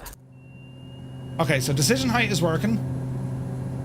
Next up then, the final approach course, when we get to, whatchamacallit, if I go to VOR-2, our final course is going to be 047, 047, 047, right? 047. It's just to give me an idea of where that runway is going to be, yeah? Now we need to adjust this course ever so slightly, left hand a bit, and the reason why, but there's a bit of wind, yeah? We have about 20 knots blowing us from one side of the neck of the woods. So this flight, it's relatively easy, lads, and the reason why I'm saying that, we're just following direct to a VOR. It's a direct to. We're not worried now about what's around us or what's above us or what's below us, right? Hey, Gibbo is here! Gibbo Ireland, good to see you, man. Look at this friggin' cell we're flying into, though. And this is going to be, like, we can see it here, look. Mother of Jesus, right? Yeah, direct through the storm cell, right? You gotta love it. The next flight we're going to do, we're going to be flying on an airway, and that's going to take us out to Martha's Vineyard, right? So that's where the crack is really going to be. Now, what's this gadget telling me? Because this is an actual weather radar, so bring the range back a small bit. It's not actually that bad. I mean, it's bad, but it's not like terrible. It's orange cells, so I'm not overly worried, right? It looks friggin' ominous, but I'm not overly worried. But again, this is all about nav, so we can see that we are getting pushed off. The wind is blowing us slightly off course, right? In real life, you could ask for vectors. If that was like a proper red cell, you'd be saying, hey, listen, we got a serious cloud up here. But think about it this way. If you were IFR and you couldn't see that cloud ahead of you and you didn't necessarily have NextRad or you didn't have a weather radar, well, you could be in serious trouble. I mean, the TBM 850 is fitted with a weather radar. That's it, on the wing, yeah? So ATC might direct us around a certain area. Now, I'm going to wait for the controller to hand me over. Number 235, Romeo Mike, contact Providence, approach 123.67, see ya. 123.67 for 5 Romeo Mike, thanks very much. So, we're talking 1, 2, 3, let's just type it in, Murph. 1, 2, 3, 6, 7. Number 9. 1, 2, 3, 6, 7, 5. Providence approach, November 235, Romeo Mike at 4,000. So the 235 Romeo Mike, Providence approach, good day. Information Romeo's current altimeter 3025. Let me know when you have that. You can expect the ILS runway 5 approach. Roger, we'll jump over to ATIS now and we'll call you back. 5 Romeo Mike. ATIS for Providence, 124.2. IFR runway 5 in use. Surface radar in use. Transponder use is required on all taxiways and runways. Notices to air missions Mike run up and Tango run up pad closed. Oh, Jesus. Runway 23 AC out of service. Runway 34 rails out of service. All surfaces are wet. Runway 5 CC 5 at 0900. Read back all runway assignments. Advise on initial contact. You have information, Romeo. Yeah, that's what I mean with that. Surface radar in use. Thank you, PhD Depot. I learned something. Airport HS information, Romeo. 1951 Zulu. Wind 040 at 12. Visibility 5. Mist. Ceiling 600 overcast. Temperature 13. 2.12. Altimeter 3025. ILS runway 5 in use. Surface radar in use. Transponder use is required on all taxiways and runways. Notices to air missions Mike run up and Tango run up pads closed. Runway 23 AC out of service. Runway 34 rails out of service. All surfaces are wet. Runway 5 CC 5 at the... Alright. 7 Mike Kilo, turn right heading 260, vectors to sequence. Heading 260, November 2 Mike Kilo. 235, Romeo Mike, maintain 210 knots or greater. Maintain 210 knots or greater, 5 Romeo Mike. And November 972, maintain 210 knots or less. Alright, so we're getting the speed here. We need to increase the speed. 210 knots or less, November 2 Mike Kilo. We have information, Romeo. Providence approach, hello, lot 299, climbing to 4,000 feet. 299, Providence approach, radar contact, the altitude passing again, sorry. Climbing to 4,000 feet, currently at 2,000. Well, 299, welcome, turn left. Great idea, Colonel Ford. Yeah, for some reason I can't monitor on this. 10,000. The L monitor button doesn't seem to be working. Climbed flight level 100, could you repeat the heading please? It was 230? It was heading 270. 270, lot 299, thank you very much. And over 972, Mike Kilo, turn left heading 190. We're just about able to do 210 Heading knots. 190, November 2 Mike Kilo. And lot 299, expedite the climb through 5,000 feet. Expedite climb to 5,000 feet, right? Hey, Dominic, expedite the climb through 5,000. I usually want a left turn heading because we're at 270. Looks like you're making right turn now. Expediting to 5,000 at 270, lot 299. Okay, speed is fairly fast. We're at 4,000 feet. We have the VOR, so we're still on heading mode. November 235, Romeo Mike, depart Providence, heading 190. Turn to heading 190 from the Providence VOR for 5 Romeo Mike.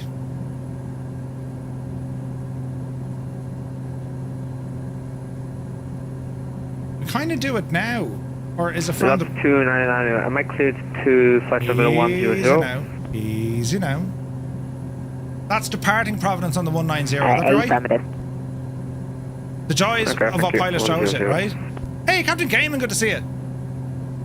Yeah, we'll pass the VOR first, and then we'll go 190. We're 5 miles from it, so we're fine at the minute. Man, that wind is really playing havoc with us.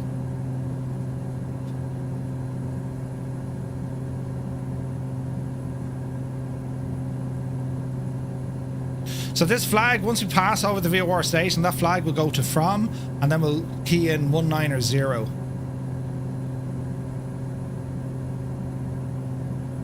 We're at top speed doing this, but like he's trying to sequence all the traffic in the area as well. You know what I mean? About 299, discuss. Man, the weather's only gorgeous. 299. About 299, discuss. Did you bring your shorts?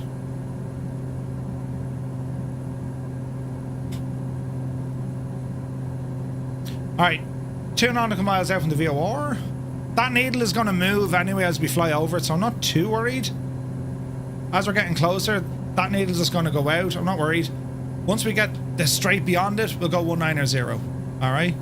It looks like you need your speedos, right? And that's going to be a left turn. So this flag will jump to... From to... 299, clear direct, to from. yank. Dial line, yes Clear sir. direct yank. Lot 299.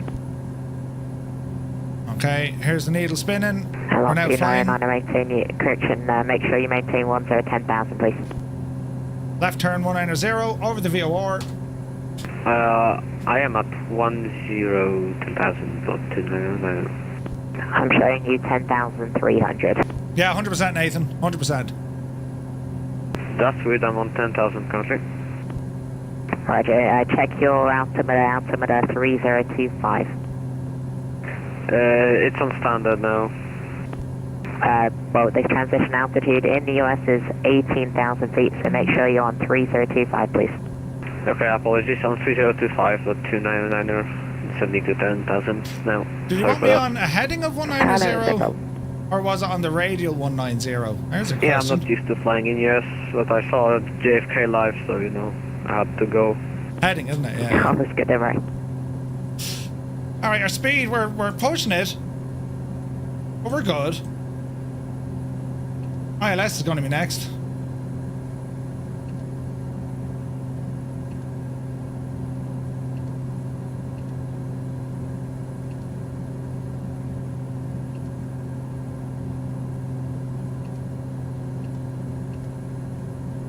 Alright.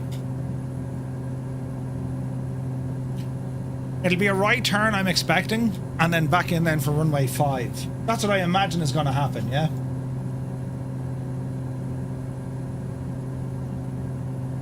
And I want to park at the very end of that runway, so we're now south of the field, we're heading over this way. There's runway 5. November 235, Romeo Mike, turn left, correction right, turn heading 220, vectors for final. Right turn 220, vectors for final, 5 Romeo Mike. Now see the way you turn the heading immediately, then you start talking to them because you can shoot through it, yeah? Now that speed, we're still a little bit fast, but we're alright-ish. We're not going to get too worried. We don't want to go too slow for him. So he's going to give us vectors to that final. So we have now the next nav, which is going to be our ILS. I'm going to pop that in, 10930. And you can see this is our localizer after popping up. So we're to turn our final course according to that arrival. Yeah. Our final course is going to be 047. 047. 299er, the area altimeter 3018.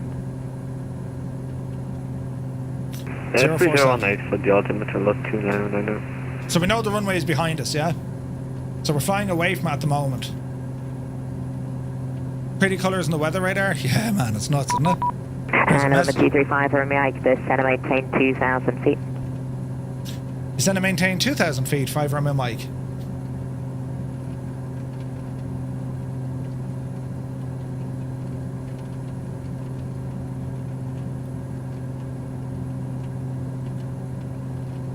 Alright, down to 2,000. Watch your speed. Easy does it.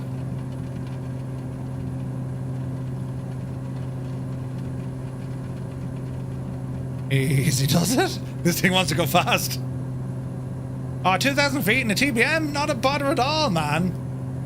I seen Steve-O descend these things at friggin' 2,500 feet. Don't be worrying about passenger comfort here. November 235, Romeo Mike, maintain speed 190. Speed 190, 5 Romeo Mike.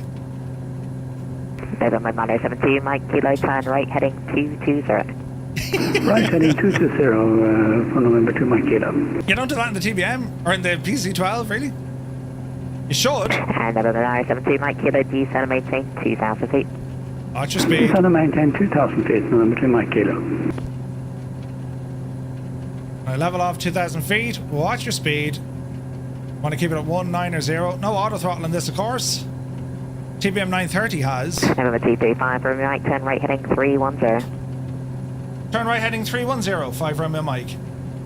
310, get in there now, you devil you. Watch your speed. November 972, Mike, kilo, maintain 190 knots. 310 is in. 190 knots. Try and maintain that Mike speed. Kilo. Altitude is looking good. Glide slope is starting to come in. And you can see everything starting to line up terribly, terribly nice. Hey, Lieutenant Bob, good to see you. Ah, it's grand. Like, I've seen Steve-O descend at like 3,000 feet a minute. It's like, lawn dart stuff.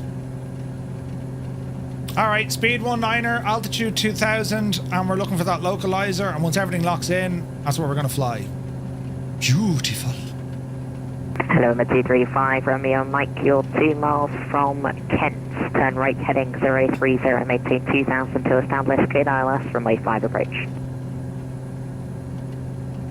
Turn right heading 030, we'll report when established on the localizer for 5 Romeo Mike.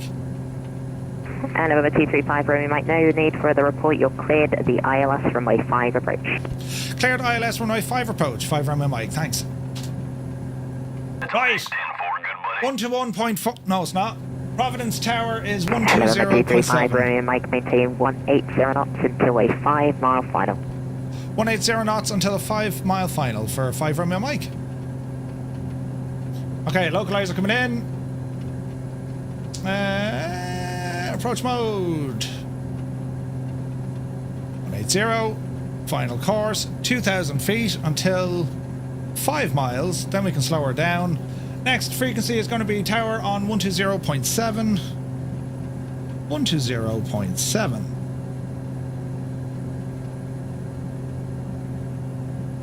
Ramble in, watch your speed. Bloody hell, look, there's like the weather. November 17 Mike, kilo turn right, heading 310. Right, heading 310, November 2 Mike Kilo.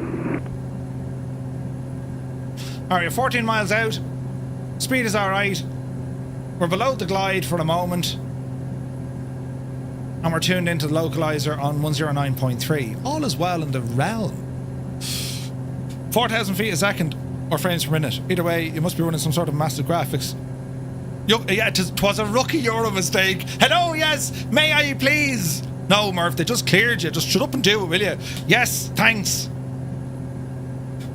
Did I mention I'm from Europe? Jesus. Alright, your speed is okay. November 17 Mike, kilo, we are 2 miles from Kent, turn right, heading 030, maintain 2,000 to establish, cleared ILS, runway 5 approach. Right, heading 030, maintain 2000 to establish, clear for ILS, runway 5. Beautiful weather. Your head is bamboozled. That's tall. November 17 Mike, kilo, maintain 180 knots into 5 mile final. 180 knots until 5 mile final, November 2 Mike Kilo. November 235 Romeo Mike, contact Providence Tower now 120.7. We'll see you later. Over to Providence 120.7. Thank you very much. 5 Romeo Mike.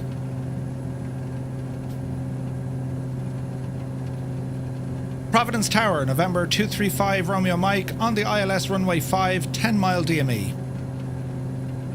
November 235 Romeo Mike, Providence Tower, wind 04012, runway 5, clear to land. Clear to land, runway 5 for November 235 Romeo Mike. Alright. Right, bring it to speed it down it as we watch this glide slope capture. Well, he said 180 until 5 DME, so we better kind of keep the gadget. Do you know what I'm saying? They'd be given out to us otherwise, Ted. Jesus. Easy now. Easy. Although we are clear to land, so all is well in the realm. Providence Tower, November 972 Mike Kilo, ILS, runway 5. November 972 Mike Kilo, Providence Tower, wind 04012, runway 5, clear to land, number 2. Speed is good. Runway 5, Not too fast. clear to land, number 2, November 2 Mike Kilo. Right, we're on the glide. 6 miles. Get that speed back. We've someone on your tail, we absolutely do. I'd make them go around. Shag off, Captain Gaiman. Right, descending on the glide. Watch the speed drop off a little bit. How accurate is the TBM's onboard navigation? We're about to find out, friends. Speed 140. Yaw damper coming off. Lots of flaps. Easy now, Jemima. 5.5 miles. Captain Tolerance, so if you grab the TBM 930 from your 2020 folder, pop it into your community folder in 2024, then drag over the TBM 850, it'll work. Alright, speed 120. Gear, please. Gear, please. Gear's on the way. Speed is coming down. 4 miles. There's the runway. Speed 110. 3 green. Gears are down.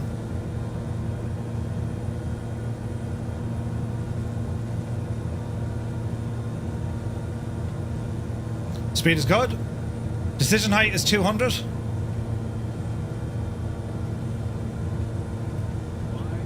$500. Right, autopilot. Good luck to you. It's Murphy's plane. Do you remember that time he nearly did it? Jesus. Is it now? There's just enough visibility ahead of me.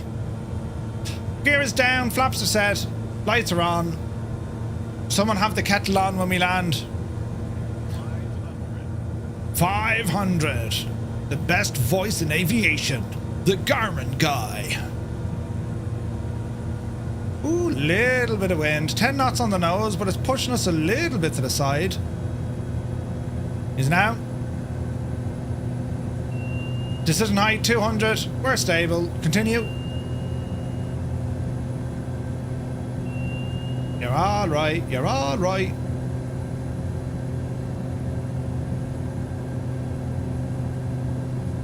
Easy now.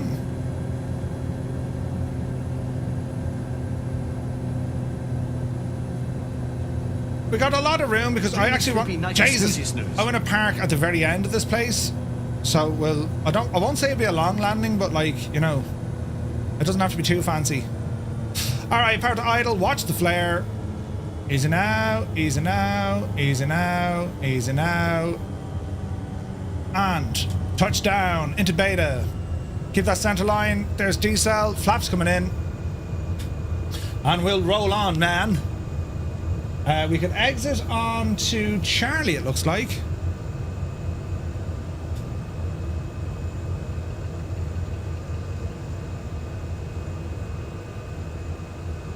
Wait now. Do we have a Charlie? Yeah, we do. One ping. One ping only, virtually. Alright, roll it out, Murph. There was a plane coming in behind you. We're going to left turn here onto Charlie.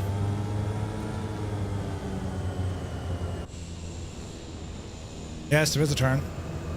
TBM 5 Romeo Mike, please make left turn onto Charlie. Left turn onto Charlie, 5 Romeo Mike. In other words, get off the shagging runway, Murphy, will you? Go over that stop bar. November 5 Romeo Mike, contact ground, point 9er. Have a good day. Over the ground on point 9er, 5 Romeo Mike. Thanks so much. Providence ground, 5 Romeo Mike, vacated runway 5 at Charlie. Request taxing to the FBO. Number 235 Romeo Mike, Providence ground, welcome. Right turn on Mike, November Bravo, cross runway 16 to the apron. Turn right onto Mike, November Bravo, crossing runway 16 onto the apron for 5 Romeo Mike. Hang on right down now, lads. Beautiful. Right, I think that's Mike. Who's Mike? We're allowed to cross the runway anyway. What's the warning light? It's only a caution to say, you know, change your whatchamacallit. You can change the your course heading or something. That's all it is.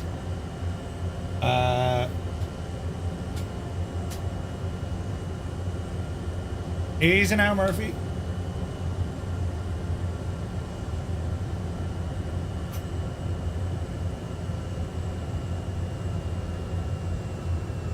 Here's November on the left.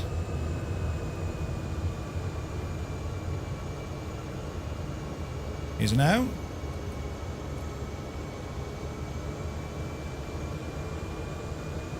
And a right turn onto Bravo. Go ahead and kill the landing lights. Strobes come off as well. Now, in terms of the transponder, does she stay on altitude reporting or just put it back to on? There is a question. Right turn.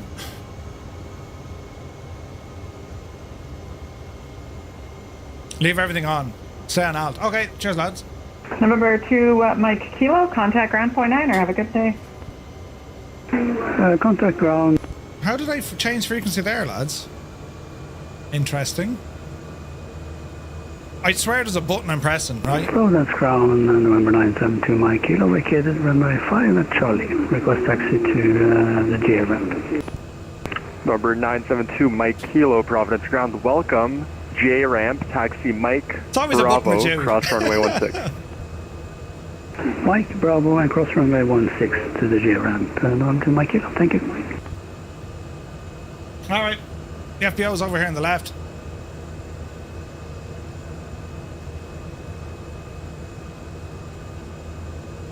November 235 Romeo Mike, wings VFR 2 pass. Congrats. Thank you so very much indeed for November 235 Romeo Mike. All right. Hey, Squawk 37, welcome in. Right, well, Parker in here now. Imagine if I crashed into the FedEx box. All right, hold hard. Sit tight. Brakes on. And we will stand by this because we're finished this flight. Taxi light coming off. Go ahead and cancel that. Cancel that. Pedo stall can come off. Low idle. Off. Off. Off. Off. Off. And off. All right, so good first flight done. The Flying Madmen, good to see you, man. Good to see you. So our next flight, lads, is going to be the Wings IFR number 3, and that's going to see us leaving Providence, and we're going to head on out to Martha's Vineyard. So I want to have a quick look at what we're doing before we get going, just to make sure I haven't made a complete and utter balls of it. Do you know what I'm like? That's looking good, that's looking good, that's looking good. One up on top here. Go ahead and turn that off. Right, okay, aircraft is fully shut down, and now we're going to brief our second flight. Right, let's have a look. So, back over to our Wings gadget. Over here, Murph. All right, lovely hurdling. So, that's Wings 2 done. Wings 3, the IFR Flight 3. This flight is going to take us from Providence all the way out to Martha's Vineyard, using a published tech route, which includes the Victor 167 airway. Weather permitting, we will receive a visual approach down at Martha's Vineyard. Unlikely, but let's see what happens. So, we need to find another route. So we're going to go into our tech route gadget here. Remember this guy? And we're going to put in now, our departure is going to be Providence, and we want to go down to Martha's Vineyard. Yeah? And let's submit the search. And here we go. Here's another one. Origin is Providence, destination Martha's Vineyard. It's a tech route. There's only one of them. We have the same altitude restriction of 10,000. The route, remember this crack again? So we have Providence, huh? The Victor 167, Tutor, which is a waypoint, and then Martha's Vineyard. All right, so this means we're going to be departing Providence. We're going to be flying its VOR, outbound, more than likely, onto the airway of the Victor 167. Tutor is a waypoint on that airway, and then we're going to go from Tutor direct to Martha's Vineyard. So I imagine that's going to be a turn. It's like an intersection. It'll be a turn to the right. Yeah? All right. Well, let's go in and have a now look, shall we? So our next flight, let's go ahead and clear this. We're going to put in KPVD. And we're going to put in K Martha's Vineyard. And we're going to route this via the Providence and then the Victor 167 and then Tutor. That's our route. Simple as that. We typed it all in. So, we're going to be departing here out of Providence. See this dial here? See this 115? That's perfect. That's our radial we're going to be flying outbound from. All right. So, we're going to fly on the 115 radial outbound from the Providence VOR, because there's the VOR at Providence. That's the 115 radial. Yeah, you've all different radials. Now, this map, I can't see the airway, so we'll worry about the airway now. If we go to the tech route, or in this case, it's going to be world low. So this is the IFR low altitude routes. So here is Providence. There's the VOR. Here's the 115 radial heading outbound. Yeah. 167, Victor 167. Now, have a look at this because we have numbers over the airways. These are the constraints belong to this airway. So they want you to between 1,800 and 2,500 feet. Next up then we have these numbers. These numbers are going to show you either the range from the start or the range toward the end of that airway. Airways can go on for like, they can go far, man, real far. Once we get down to Tutor, because we know the route is going to be Tutor, we'll be turning right until we get down to Martha's Vineyard. Now, here's the beautiful thing. We're going to be heading inbound on the 330 radial towards Martha's Vineyard. It's unlikely we're going to get a visual approach. You never know. Now, can anyone tell me or tell me what heading we're going to be flying at to fly inbound on that 330 radial. Because think about it. If you were put, you know, if you put your 0, 9er, 180, 270, well, 330 is heading up the opposite direction, yeah? So we want to fly 180 degrees less than 330. 180 degrees, yeah? About turn. All right, so what's the half of 330? 150.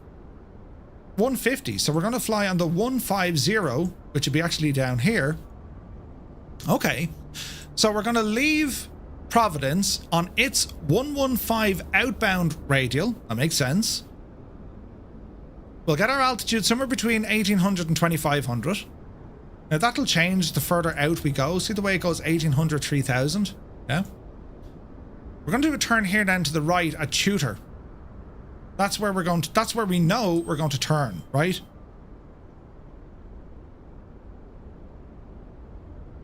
So that's the whole idea of trying to kind of figure stuff out. So let's go in here and have a look. This is the summary. The Wings Over New England flight will take you from Providence down to Martha's Vineyard to introduce you to navigating using the low en route charts and Airways. Start by visiting Sky Vector, locating Providence. Instead of viewing the VFR sectionals, look at the en route L33 tab. En route L33. Here we go. That's what we're looking at here. The L in the chart name indicates it depicts the low altitude airways. They're also known as Victor Airways, which are generally used for flights below flight level 180. The tech route to fly during this is Providence, Victor 167 and Tutor, which you can confirm by using the FAA's preferred routes, which we've done. Okay? As shown in the chart, Victor 167 is an airway defined by the Providence VOR 115 radial. That's where we got our 115 from. Each airway segment has a published minimum en route altitude, MEA, which is the lowest altitude you may fly along the segment.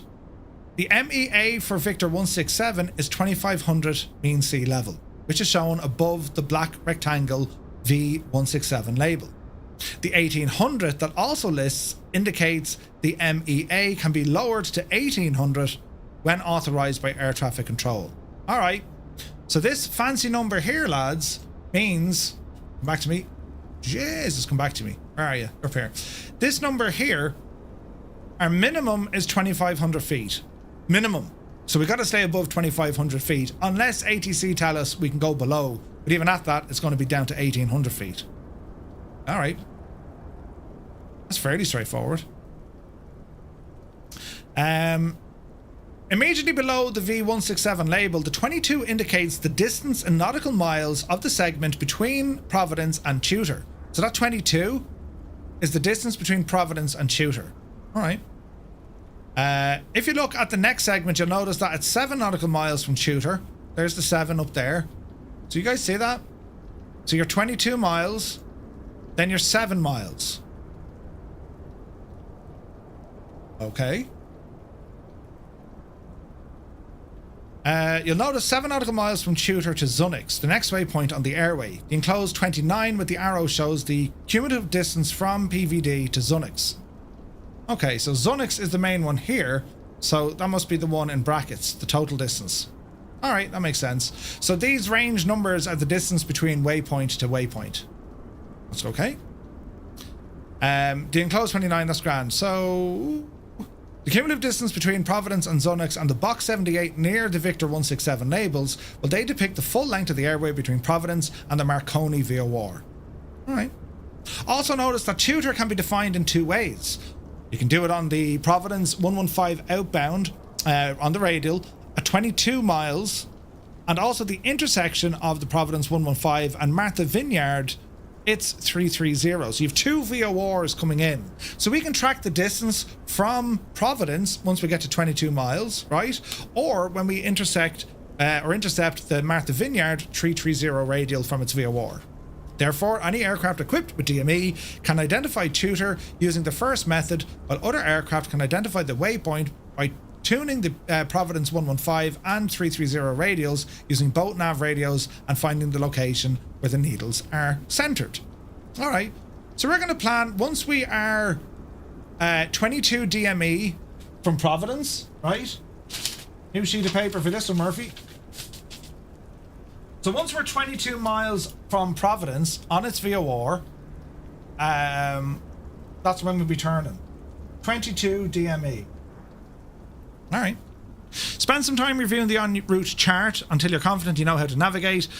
When you're ready, spawn in the ground at Providence, file your flight plan, request an IFR clearance from ATC, taxi to the active, and take off normally. There's no published departure routes at Providence, so plan to receive a heading to fly after departure and then vectored to your course. Nice. ATC are going to tell us what to do. Depending on which runways are in use, you may be cleared direct to the Providence VOR to begin the route, or you may receive a vector to join the Victor 167 east of Providence. If you were cleared direct to Providence, recall how to proceed direct to a VOR from the present position. That was discussed in our last lesson. If you're given vectors to join the Victor 167, intercept the airway the same way you would have intercepted the localizer on an ILS approach, by configuring your aircraft for the Providence 115 radial and waiting for the needle to begin centering. When it does, make a turn to intercept the course and then continue to track the radial towards Tutor. Near Tutor, ATC will give you an approach to expect. If the weather at Martha's Vineyard allows it, you'll be told to expect a visual approach. Otherwise, you'll be vectored for an ILS approach, which will be provided, and if you reach Tutor and have not been vectored off your route by ATC, simply proceed direct to Martha's Vineyard, since this is the clearance limit assigned in your IFR clearance. That's important. So if they haven't told us to jump off by Tutor, we just head straight to Martha's Vineyard. Head direct. If you are navigating without the use of a GPS, which is highly recommended, fly direct to the field by proceeding to Martha's Vineyard VOR after passing Tutor. Alright. Visual approaches are often employed by ATC to ease the workload, Providence, or provided that the weather permits it. For a visual approach, ATC will guide your aircraft toward the field until you acquire it visually instead of issuing a set of vectors. In order to be cleared for a visual approach, you must report either the field or another aircraft that has already been cleared for the approach in sight. So you'd say, airport in sight. Okay, grand, you're cleared for the visual approach. Once you receive your visual approach clearance, you accept responsibility for terrain avoidance and navigating to the runway. ATC will still give you separation from other traffic unless you've been instructed to maintain visual separation. Or, follow the Cessna on final. Alright. ATC often will not give you vectors for a straight and final on a visual approach. Accordingly, you might be required to begin manoeuvring and descending towards the runway on your own after you're cleared for the approach. In some cases, ATC control may issue instructions referencing legs of the traffic pattern, so they might say cleared visual approach, enter left base, right? Note, a visual approach does not indicate you are now operating VFR. You're still under IFR rules, but are proceeding visually to the airport. Additionally, a visual approach clearance does not mean you need to immediately descend to 1,000 feet, i.e. the pattern altitude, and fly a tight traffic pattern. Simply descend as you wish and make the appropriate turns. Alright, makes sense, makes sense. Let's have a look. The noise of that thing. Right, so we're going to file another flight plan. Back into SimBrief we go. And we know our flight plan. This is great. So we are November 235 Romeo Mike from Providence down to Martha's Vineyard. Aircraft is a TBM 850. Alright. And for this one, we know our route, right? Oh, it's already in there, look. It knows what route. That's how good SimBrief is. It kind of knows, right?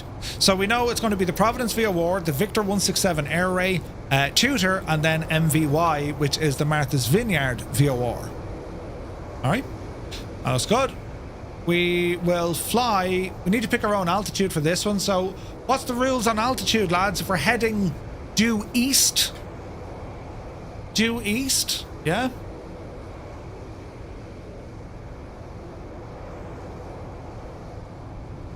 William, good to see you.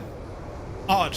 Yeah, so we've got to pick an odd altitude. Now again, we can go back to the VFR stuff. What's the altitude going to be like heading out here? It's like 1,000, 2,000. There's not really much in it, is there? So, we're heading east. We need to fly at an odd altitude. We flew at 4,000 on the last one. We need to fly above 2,500. I'm kind of thinking 3,000 or 5,000 depending on the clouds. Yeah, 3,000 is quite low.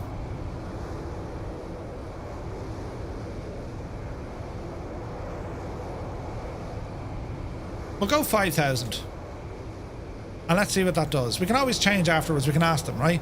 So we're going to file for 5,000. All right. Simbrief, we're going to file for 5,000 feet. That's all good. That's all good. Right, generate the flight. Yeah, so we need to pick like odd altitudes. You know what I mean? Alrighty, that looks good to me. We're going to file the flight plan onto VATSIM. So we are 235 Romeo Mike, TBM 8, off the blocks at 21:15, call it. Altitude will be 5, speed 190 knots. Arrival is there. If this all goes wrong, we'll head back into Providence. Route is going to be PVD, and then we're going to say wings IFR number 3. File the flight plan. All right. That all looks good to me. Let's have a quick look now at the weather situation down at Martha's Vineyard. We'll go into... Where's this other button? Into this guy. So Providence, we're still going to expect runway 5, which is grand. Martha's Vineyard, let's have a look. Information, raining, scattered clouds. RNAV runway 6 approach in use.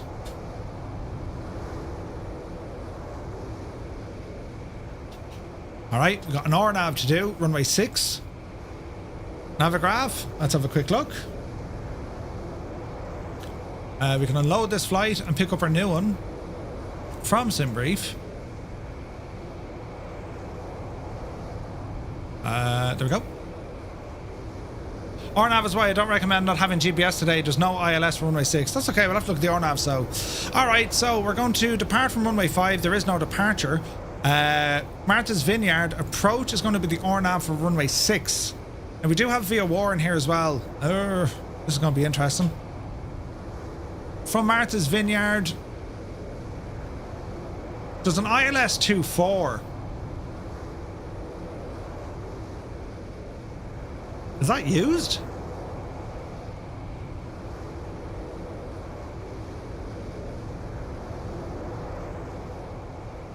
So we're going to come in this way and then down and then back around. We'll be vectored, right? We'll be vectored.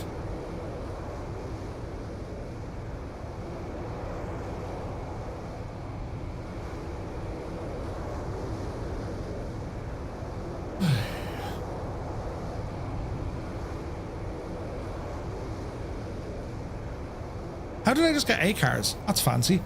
The route is going to be Providence, Victor 167, Tutor, and that altitude 05, squawk 0055, remarks, no SID, maintain 4,000 feet, expect 5,000 10 minutes after. Departure frequency 12367. VOR runway 6, might as well do a VOR approach, fits the theme. GPS will probably be given a direct to a waypoint for the GPS. Yeah. Alright, we'll figure it out. Let's have a look. So we can the VOR. Let's just tag this fella here as well. Let's see, because it's not going to be very precise, but we'll just tag it. Pin that fella there. We might need it. All right. Runway 5 is what we're looking for. So you can go over there. We need to write down some VOR frequencies, lads. So Sky Vector, let's go in and get the Providence VOR. Again, it's going to be 115.6. Alright. And that's going to be on 115 degrees. Martha's Vineyard VOR is 114.5. And we're expecting the 150. Alright. Starting to make sense. Right, let there be power. Now I'm after getting 8 cars, so I imagine I'm alright. It says here, 8 cars PDC, call sign is me, equipment, yes, departure, destination, the route, altitude, squawk 0055, remarks, no SID, maintain 4,000. Alright, okay. So, Providence ground. I have my clearance, so I just call for taxi. That'd be right. Yes, Murph. That'd be right. All right, come on down here. And let's get some power into this machine. I can go on auto. Sure, I can. All right, start her up, Betsy.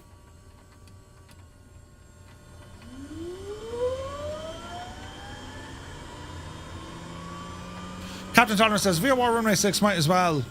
Where's your pro question? When to ignore odd even flight levels in IFR other than airport approaches? When do you ignore them? Usually you don't ignore them. Unlike VFR, they don't start at just 3,000 feet. They're there the whole time, you know?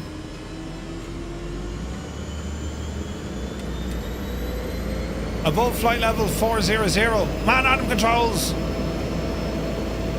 He knows his stuff. Good start.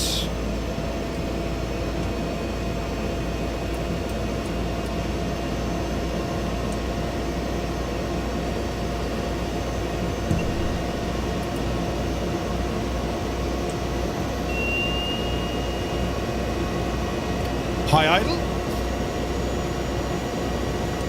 Hit rates. All right, let's see what happens here. Oceanic track, so really, 124.2.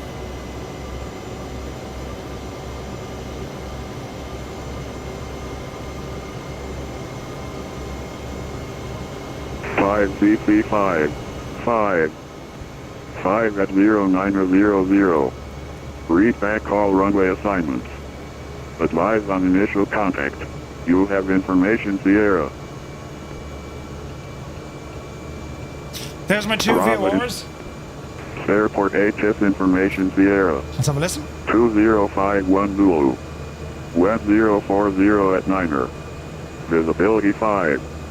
Light rain. Mist. Ceiling 700 overcast. Temperature 13. 2.12. Altimeter 3026. ILS runway 5 in use. Surface radar in use. Transponder use is required on all taxiways and runways. Notices to air missions mic run-up and tango run-up pad closed. Runway 23 VAC out of service. Runway 34 rails out of service. All surfaces are wet.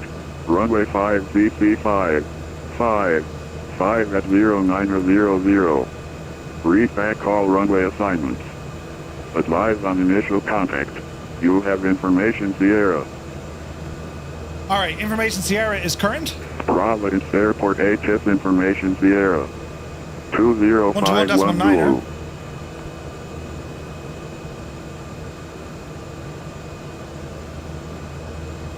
121.9er.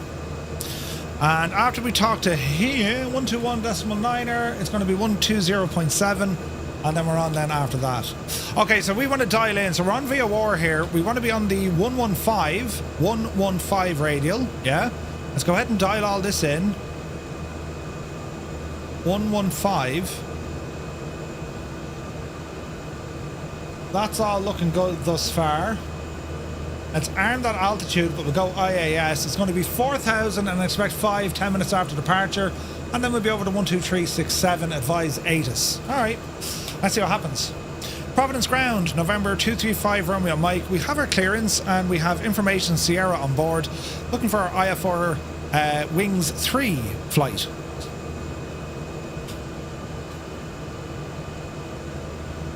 And November 235 Romeo Mike, thanks for Sierra, and Wings IFR 3 is confirmed. Let me know when you're ready for taxi. Woohoo! And 5 Romeo Mike, we are ready for taxi. November 235 Romeo Mike, runway 5, taxi Bravo, Mike 1, cross runway 16. Taxi Bravo, Mike 1, cross runway 16, November 235 Romeo Mike. Right, where's that now? Jesus!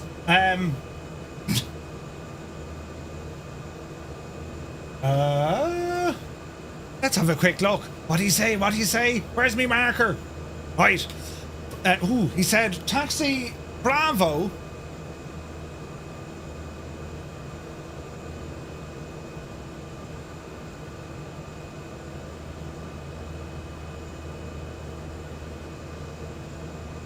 Mike 1. There it is. All the way down to there, look. Beautiful. Alright, taxi lights. Off the brakes. Bit of oomph. And let's see what happens, sports fans. We go this way, friends. We go this way. Goat looking at thunder. How did you know? Is it out? Bravo Mike 1 cross 16. Yes sir. There's going to be a left turn so onto Bravo. There's Bravo. You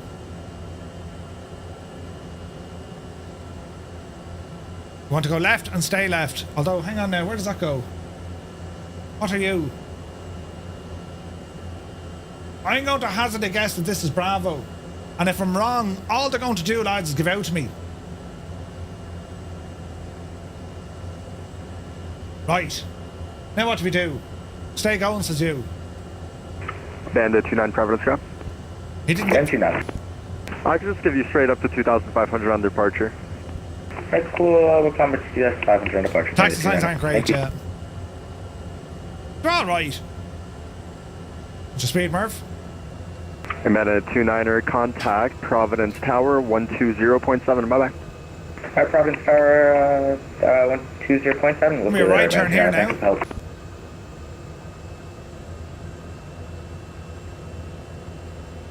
Hang a right on Mike. Jez, the weather's been savage, isn't it? Yeah. Okay, we can cross this runway.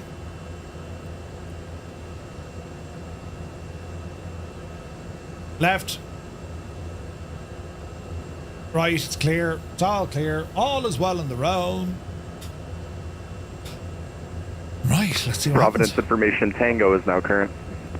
Information Tango. You know when you've been tangoed.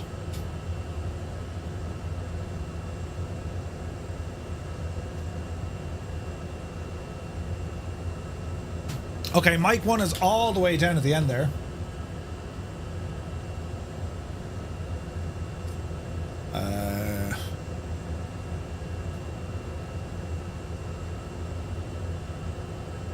Man, look at that rain. It's proper coming down, isn't it? But Hayden, good to see you. Okay, what are you giving out? Arriving at your waypoint, PVD. JPS, yes sir. Father's game, yeah we can, but I've another aircraft down the road, that's why I'm not gonna. See this guy down here? What the hell is he? An F-33? What? Military aircraft. Brilliant. It's an F-35, yeah. Whoa now, Ted, that's mad. November 235 Romeo Mike, contact Providence Tower, 120.7, safe flight. 120.7 for 5 Romeo Mike, thanks so much.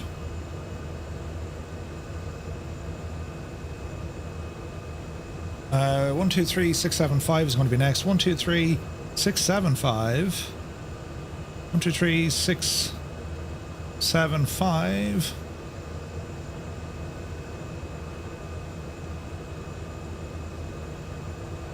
Down to Mike 1.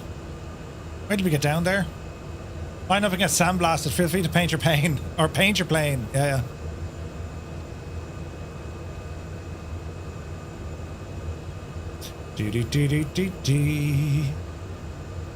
Driving it like a tail dragger. Listen, we were just testing the brakes, Scott. That's all.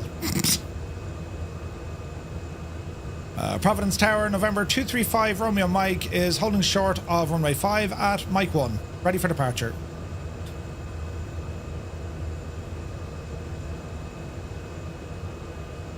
November 235 Romeo Mike, Providence Tower.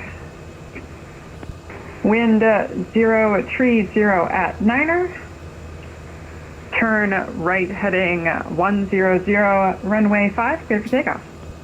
Turn right heading 100 runway 5, clear takeoff for November 235 Romeo Mike. To November 5 Romeo Mike, correction, turn right heading 080. Correction 080 for 5 Romeo Mike. 080, dialer in, Murphy, dialer in. Runways clear. 080, just dial that into our heading. Looking lovely. Looking lovely. Alright, 080. Alright, we're looking good. Are we ready, friends? Walking, talking, soon to be squawking. Power coming in. Let's go flying. Up the RGW. Alright, take off power set. Speed alive. We're looking for again around 85 knots. There's 60. And there's 80. 85. Upsy daisy. Positive rate of climb. Gear up. Topper toe brakes.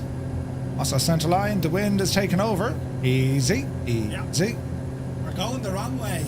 Totally fine. Alrighty. 400 feet. Autopilot. Heading. Bit of extra power. Flaps in. So, we're keeping an eye on the radials here, outbound from the November Providence. 5 Romeo Mike, contact departure. Over to departure for 5 Romeo Mike, thanks. Providence departure, November 235 Romeo Mike, on a heading of 080 degrees, passing 1,500. November 235 Romeo Mike, Providence departure, radar contact, welcome. Sweet! Alright, we're climbing up to 4. We're going to spec 5,000 shortly. And we're maintaining this heading of 080 degrees. And then we're going to be outbound on the 115 radial. So I'm expecting a right turn shortly. And that's to get us onto that Victor 167 airway. And then we just keep an eye out on our DME. November 235 Romeo Mike, what was your top altitude that we were given in your aircraft? Say again, 5 Romeo Mike. November 235 Romeo Mike, what was your top altitude given in your aircraft? We were given 4,000 initial, expect 5,000 10 minutes after. Roger, November 235 Romeo Mike, that was Roger, thanks. Alright. We're in the soup! Jesus, look at that view, lads! Look at this. November 235 Romeo Mike, climb and maintain 5,000, turn right heading 150, join the Victor 167 airway. Climb to 5,000, turn right heading... just to confirm the right heading? It's going to be a right turn heading 150, join the Victor 167 airway. Right turn 150, joining the Victor 167 airway and climbing to 5,000 feet, November 235 Romeo Mike. Right. We nearly had it. Right, we're going to intercept, so the 115, that's what I'm looking at here. When this little fella aligns up and we're flying away from the VOR, this is how we're going to track it. So I'm just waiting on this needle now to start coming in, then we'll turn our heading, and then once we get to 22 miles, then we know we're going to be turning over to Martha's Vineyard. You see what we do, lads, you know. Jesus. Martha's Tower is going to be 1214.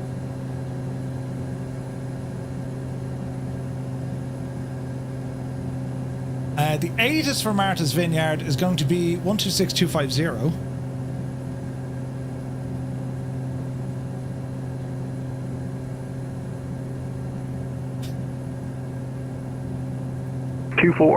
RNAV runway 6 approach in use, departing runway 6. Advise on initial contact, you have information whiskey. Your Jesus. Information whiskey. Vineyard Tower, ATIS information whiskey. 2053 Zulu. Winds 07011. Visibility 10. Light rain. Sky conditions. Scattered clouds 3000. Ceiling broken 3800. Overcast 6000. Temperature 14. 2.12. Altimeter 3024. RNAV runway 6 approach in use. Departing runway 6. Advise on initial contact. You have information whiskey. Was that for me? How about at C-Nutter, the New Bedford altimeter 3024? High copy altimeter, nice round. 1000. Temperature 14. 2.12. Altimeter 3024. RNAV runway 6 approach in use. Departing runway 6. Advise on initial contact. You have information whiskey. Alright. Martha's Vineyard. 22 DME. That's what we're looking for, lads. We are outbound on the 115 radial from Providence. Yeah. So once this gets to 22 DME, we're going to be hanging out right turn. What hardware are you using for the frequency changes? I'm using the Stream Deck Plus, Gibbo, and it is the absolute cat's pajamas. Right? So I'll show you what I see on my screen. This is what I see on my screen, lads, on my little Stream Deck. So I've a COM 1, COM 2, NAV 1, NAV 2. All of these in front of me. 154 Echo Romeo traffic at shore at 9 o'clock in 2 miles is an F-35, 1,000 above, same direction. There's an F-35 having the crack. I tried to give you info, Victor. 154 Echo Romeo looking for traffic. Whiskey is great, PhD, Bo. Brilliant. All right, we're halfway there, 11 miles. Contact Boston approach 118.2, good day. 118.2, happy birthday, see you later, guys. Oh my gosh, it's so nice, bye. What's his birthday, is it? Now, Martha's Vineyard VOR, we'll be tuning to that shortly. We can actually put this onto VOR-2.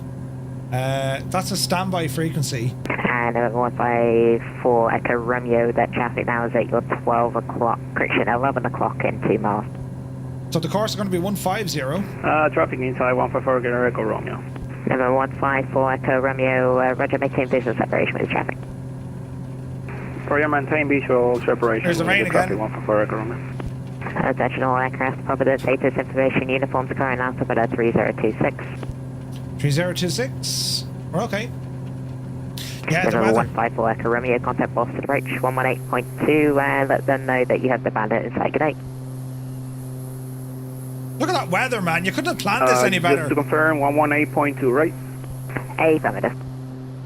Thank you for your help, 118.2, 154 Echo Romeo. Jesus. Number 235 Romeo Mike, the New Bedford altimeter 3024. Roger, altimeter 3024, 5 Romeo Mike. That transmission will be the tower or another departure? No, we're not redlining. We're okay. We're okay. It's going to be 118.2. That's Boston approach. Roger that. So at 22 DME, that's when we need to turn, yeah? So at 22 DME, that's when I'm going to turn this little divil onto the Martha's Vineyard VOR, because it's down by Tutor, yeah? It's down by Tutor.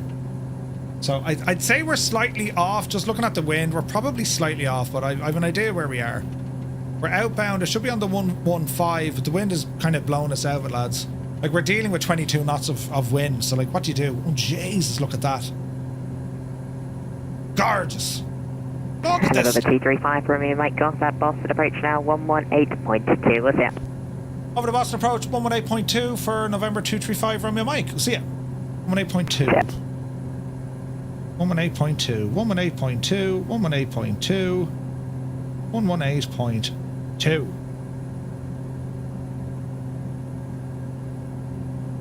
How did I get that so wrong? 118.2, Murph.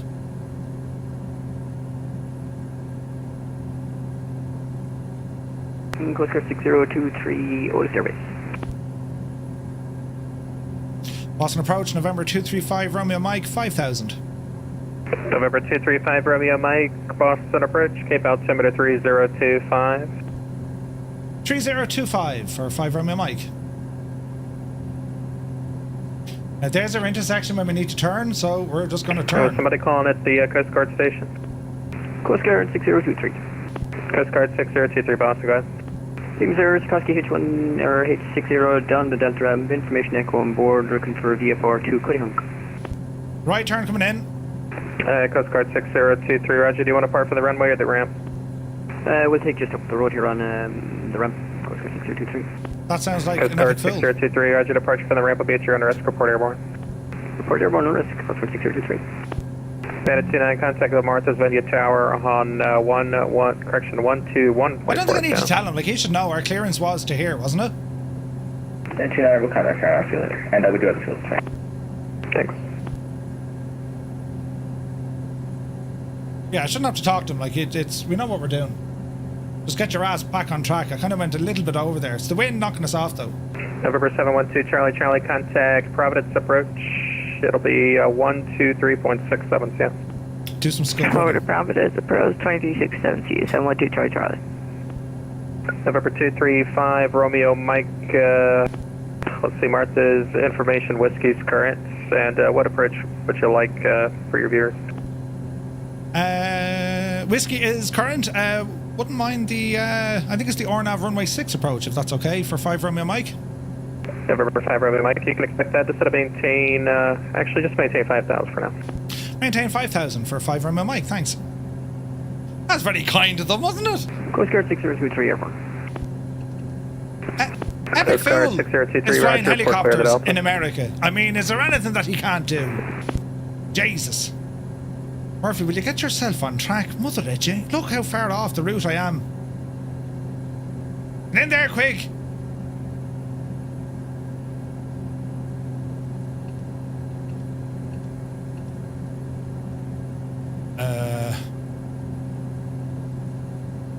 Oh yeah, look, that's all wrong. Mother of Jesus, Murph. Delete! Import! From Simbrave. Yes. It's in there, quick. Yes. Yes, please. Tutor, Martha's Vineyard, November approach. 235, Romeo Whiskey, proceed direct cockpit. Was that for me or for someone else? Because we're Romeo Mike. Do you know what I mean?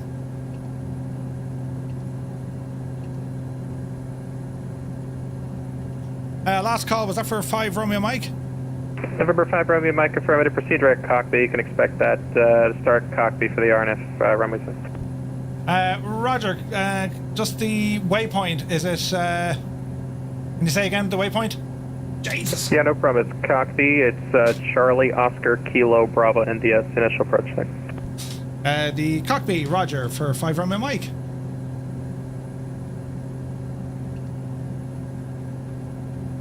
Do.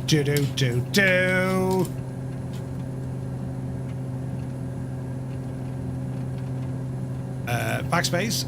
C. O. K. B. I. In. There you go. Nav mode.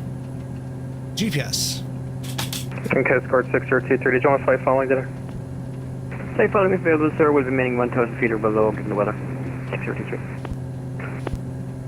Coast Guard 6023, Roger, squawk 0044. 0044, 6023.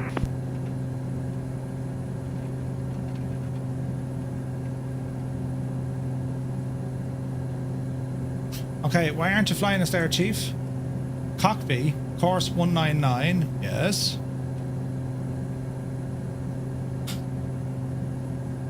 Coast Guard 6023, you're at a contact 3 miles southwest of the Falmouth Airport, maintain VFR. Under contact, maintain VFR, 6023. Okay, I didn't like that.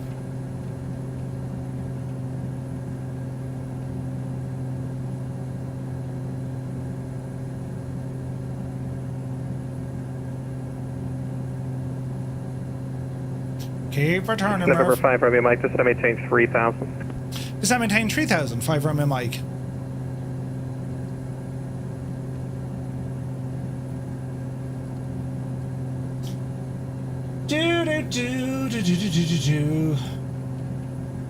Why isn't she picking up that waypoint? Hello there. That's interesting, isn't it? Flight plan. Do we have cockpit on that? No, we don't. So we're going to say... Alright, let's get rid of that approach for the minute. Remove that. Yes. And we're going to say tutor. Remove that. Yes. November 4, Echo Romeo, contact the Vineyard Tower 121.4. 121.4 on the tower, right? Yep, you got it, 121.4. 121.4, 144, Echo Romeo, thank you for your help.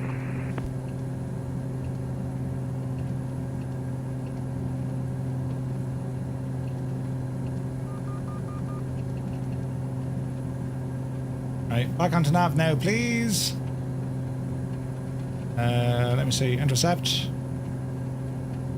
Coming down to 3,000 feet. That got a little bit mad, didn't it? F-35 slow roll to landing. Uh-oh. I've heard your name before. Glad I found you. Hey, E-Fishing, good to see you.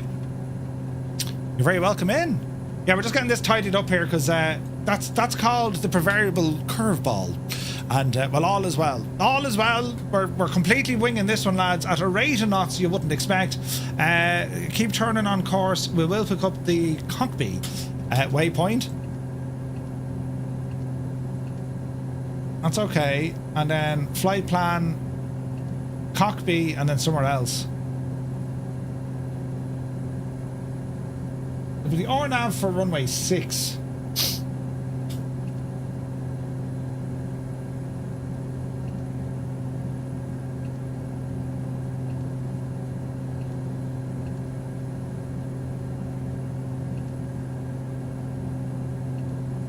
Right, that looks a bit better. Yes, it does. Can you not put GPS approach into GPS? You can, yeah. I couldn't find it. That's what's wrong. Get rid of that next route here for a minute so we can actually see what we're doing. So it's going to be Cockby, and then the next part of it then is Horax, Cessna, and then in. Yeah. So we're relatively grand. Decision height for this one, because of the minimum, 200 is fine. 200 is good. That's working. 1,400 feet coming down. What were we told? 3,000? We're at 3,000. Speed is looking okay. And we're heading over to Cockby. Our nav should pick up here now in a moment. In which we'll get a bit of a left turn and then track that in, right? What's the international distress? Arms in the air! Panic! Alright, nav is capturing. It should be a left turn, straighten things up. Let's see what happens. Keep an eye. There's a left turn coming in. Lovely jubbly. Here's our GPS. That's all going to be looking lovely. What else do we want here? There is a VOR, so let's keep the Martha's Vineyard VOR active. 114.5. I know we're flying away from it, but I'm not too worried at the minute. Final course on this. Where is this now? So it's going to be the RNAV. And we're coming in from... It doesn't actually give me that. Let me see. It's going to be... Well, it'll be final, won't it? It will be final. So the RNAV coming in from final was going to be Horzak. Yeah, that's the one. Right, okay, we know what we're doing now. So final course. November 5 Romeo Mike, you're 2 miles from Cockby, cross Cockby at or above 3,000, clear the RNAV runway 6 approach into Martha's Vineyard. Cross Cockby at or above 3,000, clear for the ILS. Clear for the RNAV approach, runway 6 for Martha's Vineyard. 5 Romeo Mike.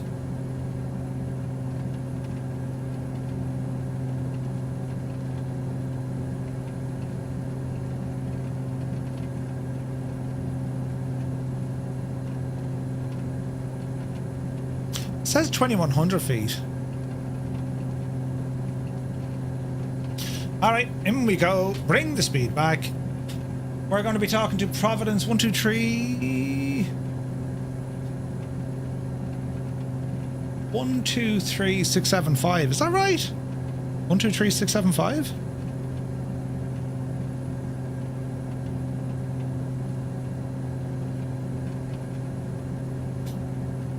Now we're trying to give Murph a hard time. I'm loving it. Captain Crystal's on the ground. Nice. Alright. We can see our RNAV details coming in. We can see that VOR coming in. We're still holding 3,000 feet. Speed is okay. The weather, it's better here than it was. We can make out some things. Sure we can. Yeah, Murph. Time for... Shag off, P.S. Miranda! Actually, what is the missed approach? Missed approach, climb to 800, then climbing right, turn 3,000, direct depot, and hold at depot.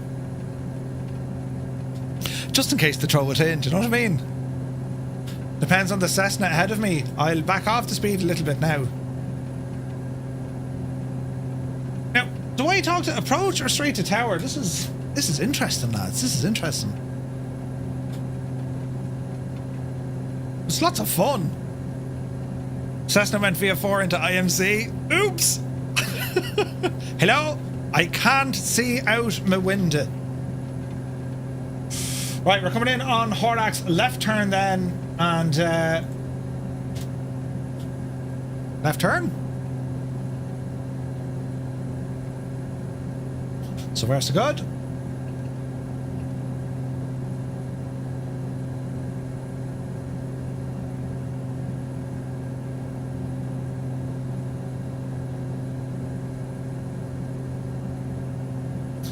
Okay, so when we land, the FBO will be on our right-hand side, runway 6. We'll probably plan to vacate at Bravo.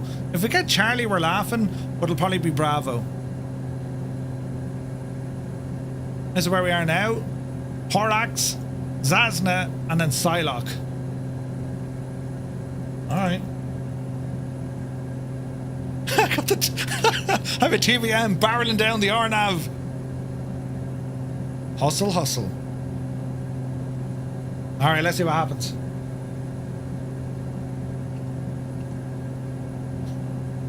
Now, are we allowed to descend here? I imagine we are.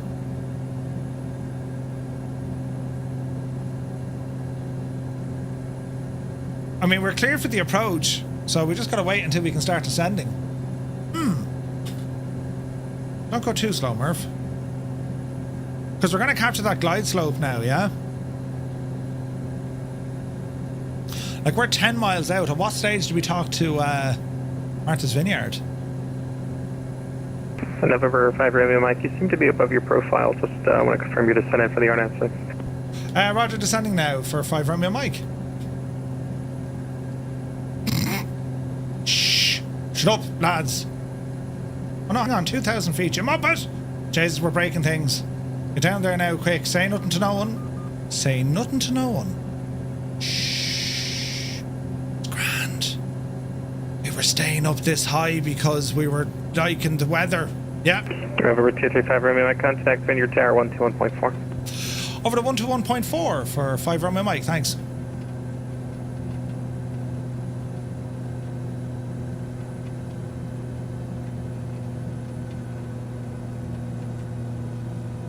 Vineyard Tower, November 225 Romeo Mike, 2000 at Zasna, inbound for the RNAV runway 6. November 235 Romeo Mike, Vineyard Tower, good evening and happy stream to you. Number 2 following a Cessna 172 just touching down, runway 6 clear to land. Roger, clear to land number 2 for November 225 Romeo Mike. Right. Tower, I would like to make this one full stop. Can I turn right Alpha? Cessna 4 Echo Romeo, absolutely. Turn right on, you can exit right on Alpha. Easy so you want right now. on Alpha 154 Echo Romeo. Skyhawk 4 Echo Romeo, contact ground 124.35 and welcome to the Vineyard. Easy now. 12435, 154 Echo Romeo. Can't see a shagging thing. I wonder, can I turn, or can we start descending now? Go on for the crack. Jeez, it is nice. Well, I'd say it's nice out here when it isn't raining. Do you know what I mean? Not your flap, Smurf. You have traffic ahead of you. Easy. Fish now.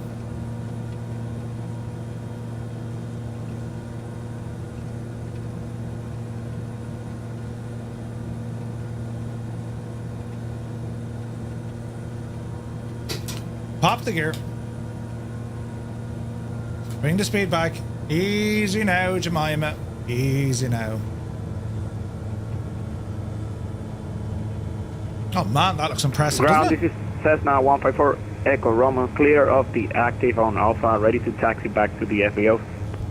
Skyhawk 4 Echo Romeo is the perfect call up, but you're still with local. Thank you. I see happy lights. And Jesus, they look happy.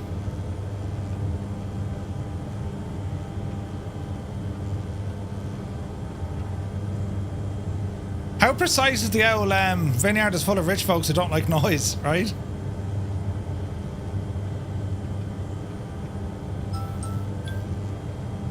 My watch is telling me to go to bed.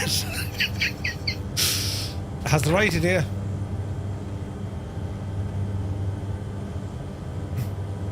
Alright, we're visual. Autopilot off. Let's go full flaps. Watch your speed. 9 knots at the side, scaring the crap out of us. Gears down and locked. Easy now, Jemima. Remember I said I'll go remember I said I'd do a visual approach? That was a stupid thing to do. What's your speed? Easy. 500. Like a blind man at a urinal. I had to stay. No, wait, hang on. That wasn't it at all. It was totally different. Alright, speed is good. A little bit high. Come in there now. Good and gentle, Murph. Good and gentle, Murph. Yes. 500. Easy now, Jemima. Very important. Jesus. Look at the state of this. He came in like a wheelbarrow. Man alive, the visibility is brutal, isn't it? Brutal. Ah, that's a bit better. Easy now. Easy now. Watch the flare. Hold the nose. Easy. Touchdown. Into beta with you. Will we get Charlie? Will we get Charlie? We won't get Charlie. It's Bravo we want. We were half expecting Bravo anyway. Oh look, there's birds! Jesus! There are birds in there. Stephen 5 Romeo Mike, if you'd like, you can join runway 15. Roger, turning right now onto 15, 5 Romeo Mike. That's very nice of him. Stephen 5 Romeo Mike, on runway 15, you can contact ground 124.35 and welcome to the Vineyard. Over the ground, 12435. Thank you so very much indeed, 5 Romeo Mike. What was that? 12435. 124-350.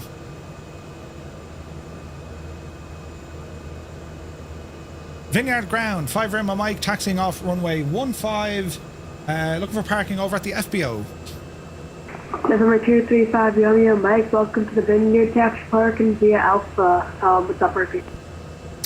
Taxi to parking via Alpha for 5 Romeo Mike. Landing lights off, kill the strobes.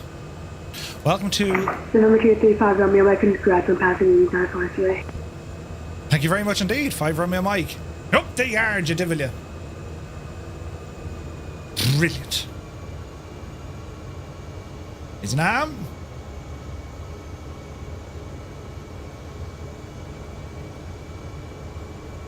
Well, that was a lot of fun, lads, wasn't it? So, not writing it down on your fancy pad. That one was relatively easy, Scott. I had minimal chances of making a mess of this. Here's Alpha. Jesus, don't go on the grass, Murph. For God's sake, they never have you back. Wonder how dear the grass is. Easy now. Alright.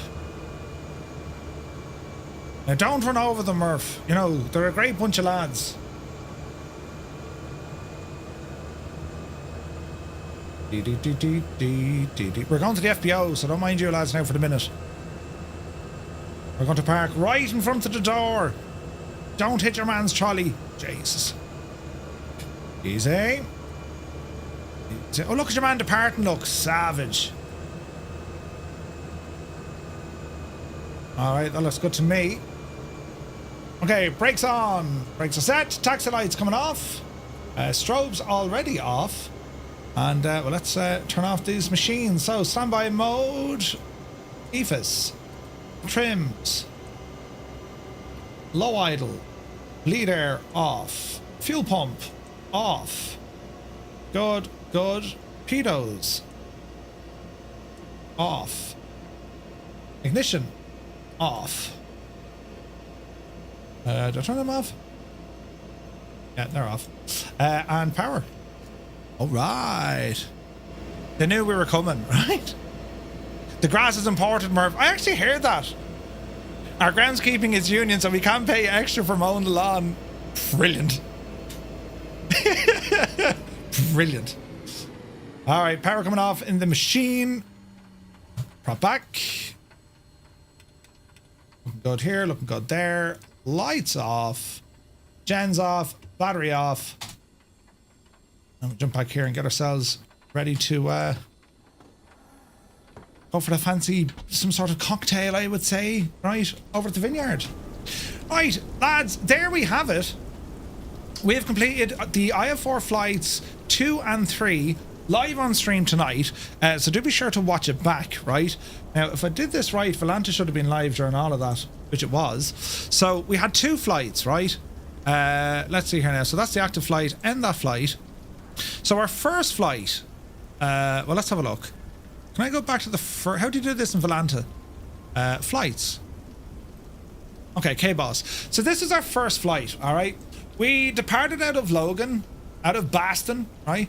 And we took the Logan 4 departure from runway 4 left.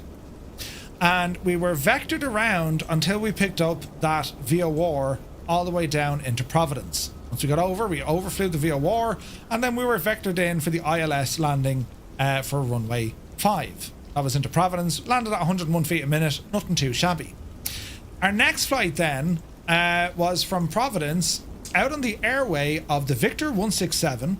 So we departed runway 5, turning right, and then this is all that Victor 167. Roughly just after Tudor, because I made a balls of it, it was a right turn, and we were tracking on the Martha's Vineyard VOR until Tower then said, yeah, let's go for the ORNAV, and they gave us GPS waypoints, the first one being Cockby, and then it was the ORNAV approach into Martha's Vineyard, which we executed, landing at 116, which is grand, absolutely grand, and then we taxied back in again, right? Them 2 flights, and this is the beauty about the Boston Virtual ARTCC, lads. These 2 flights, they're in detail of how to do them. They explain how to do friggin' everything. And yes, although there might be a little bit of voice procedure, I mean, that's our focus on all of this. I wasn't really worried about the voice procedure because you're just repeating what they're telling us. Yes, you have to spend a bit of time on your initial clearance, right? The craft, clearance, route, altitude, frequency, transponder. But after that, you're just make sure you're doing what they're asking you to do, especially when they're giving you vectors or they're giving you a final. You want to be putting that into the aircraft as you're talking, or even before you're talking, because the risk is you'll shoot through you'll overfly the waypoint they're trying to get you to. You know what I mean? Also, trying to manage speed, that's a big thing. Now, even though ATC on the first leg, they were like, listen, keep your speed up, you know, minimum 210 knots. If that happens to you and you're genuinely uncomfortable, as in things are now happening too fast, and you end up making a mess of something, no one's going to thank you for that. So if ATC are putting the pressure on you and you think, listen, that's I'm flying too fast, man, I can't deal with that, like, that's max speed, that's when you tell them unable, max speed 180. And if it means then ATC say, well, bloody hell, we have to deal with this lad a little bit slower, they will deal with it a little bit slower. They can put you in a hold, divert you out of the way, and move faster traffic coming in. But there's no point you sitting there being completely overwhelmed with the velocity of information hitting you just because you're trying to maintain a speed that you're not comfortable doing. That's very important. Don't feel that you can't do that. You can, of course, do that. You can tell them, unable, can't do. All right? What else? The preferred routes, right? The terminal, what were they called? The TECs? These tech routes, yeah. IFR 2, the tech route. These are friggin' cool. I've never flown one of these before. The tower en route control. So a tech route, this is pretty much because this is flying from one busy airport to another busy airport in relatively short distance. I mean, you saw from, you know, we flew out of Boston. We flew Boston down to Providence and Providence to Martha's Vineyard. This is all within a 100-mile radius. This is very, very close. All right. And it was ideal for the type of aircraft that we use tonight. To make all of that even better. And this is where, like, it's rare, lads. And it is rare. VAT Air have it. There's a handful of controllers in England who we've done flights with as well. The same in Europe. But the guys and girls at Boston Virtual ARTCC, they are very, very helpful and facilitate. Don't be afraid if you make a mistake. They have designed this wings course for new pilots. And don't worry, if you get something wrong, or if you fail the course, if you fail a particular lesson, they're going to tell you why. Do you know what I mean? are in their absolute interest of getting through this course. They want you to pass because they want you flying in their area. They want you flying in the Boston or the New England area. Do you know what I mean? So like, of all the controllers we've come across so far on this course, working with everyone at the Boston Virtual ARTCC, they have been so facilitating. They're patient and they're professional. They know their stuff and they can put up with messing, as in for me, right? Ah, Jesus! That's what you need. You need a safe, friendly environment to be able to practice this stuff. And once you're telling them you're doing one of the wings flights, they know what the story is. They're like, okay, this is a new pilot. We got to take our time with this guy. And it works. It really works, right? Awesome stuff. Yeah, they're amazing. Do you have to do a special rating to fly this area? Not at all. If you go back into the wings flights, have a look at this, lads. I strongly advise join up. It's free to join. You can do the complete experience flying every single flight. You can do the VFR stuff. You can do the airliner stuff. You can do the complex IFR. Now this complex IFR stuff, this is for wings flights 1 and 2. We've already done that. We even had RNAV, which was a bonus. We weren't expecting an RNAV tonight, so that was something even extra that we did. You know what I mean? So if we have a look at our ground school document, well, the next couple of flights that we have coming in, right? Because don't forget, we've done our initial clearances. We've done our first, SID, standard instrument departure. We've done an ILS landing.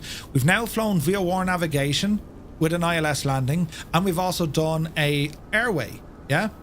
Well, the next one is IFR Flight 5. The standard terminal arrival. The rating introduced IFR pilots to the STAR. During the flight, expect to fly a specific route from Albany Airport back to Boston and receive vectors for an ILS or a visual approach. Enjoy radar vectors while they last. This is one of the last ratings in the program where you're going to get vectors to final. So this entire flight, right? This is going to be a lot of fun. Because this is flying the STAR, and for those who want to be doing the airliner stuff, in particular when you're flying in the States, you need to do this one. Now, all these flights, all you need to do is make sure that Boston Virtual are online, and you can do these flights unless there's an event on. If there's no ATC coverage, you can of course practice with say intentions. And don't worry about it, because what say intentions is going to be able to help you along with, it's the multitasking. And that's what it's all about. I'm live streaming. I'm trying to keep everyone somewhat entertained. I'm also flying. I'm navigating. I'm figuring out what I'm going to say next. And I'm trying to learn while I'm doing it. That level of multitasking, it's only possible through practice. You got to keep practicing that. So if you don't have, ATC coverage, have at it with the likes of say intentions. Just jump on. It'll give you enough to say, oh, I need to write that down. Or, uh-oh, he's telling me to do something. And don't worry if it's... Just don't worry about it. It's the whole fact is you have an ATC presence telling you what to do. That's where you start practicing the load bearing, the multitasking. And that's vital, because it's only when you practice it, you start becoming competent. And when you're competent, you're confident. You're just confident. But everyone starts off at the same place. Ground zero, we haven't a clue what we're doing. Hello, it's me on the phone. I want to fly me plane. Right, we all start there. All of us, the controllers included. Everyone starts at the very, very beginning. So the only way you're going to get there is just try it, man. So there's other flights here. I'll probably do IFR 4. We'll see, actually. I'll have a look at this. I might be able to combine 4 and 5 maybe next week. You know what I mean? Hey, Adam is here. Good to see you. Stick Figure, thank you very much indeed for the 32 months. Cheers, man. Multitasking is listening to 2 radio frequencies at the same time and understanding both. Yeah, it's all about practice, though. Practice. And it's fun. Lads, that was an incredible experience I had tonight. Flying in that weather, right? ATC were absolutely on the ball. All of them. Boston, Providence, the approach, control, or center, ground and tower. Everyone tonight was absolutely on the ball. It was an absolute pleasure doing these flights tonight. And I'm in an aircraft I'm relatively comfortable with. Do you know, the TBM didn't do anything I didn't want it to do. That's key to all of this as well. You want to do your flights, Make sure you're in an aircraft that you know. Don't jump straight into a friggin' airliner. Unless you're very comfortable with it, start off on something. Choose an aircraft in the entire fleet of aircraft in Microsoft Flight Sim. That's your aircraft.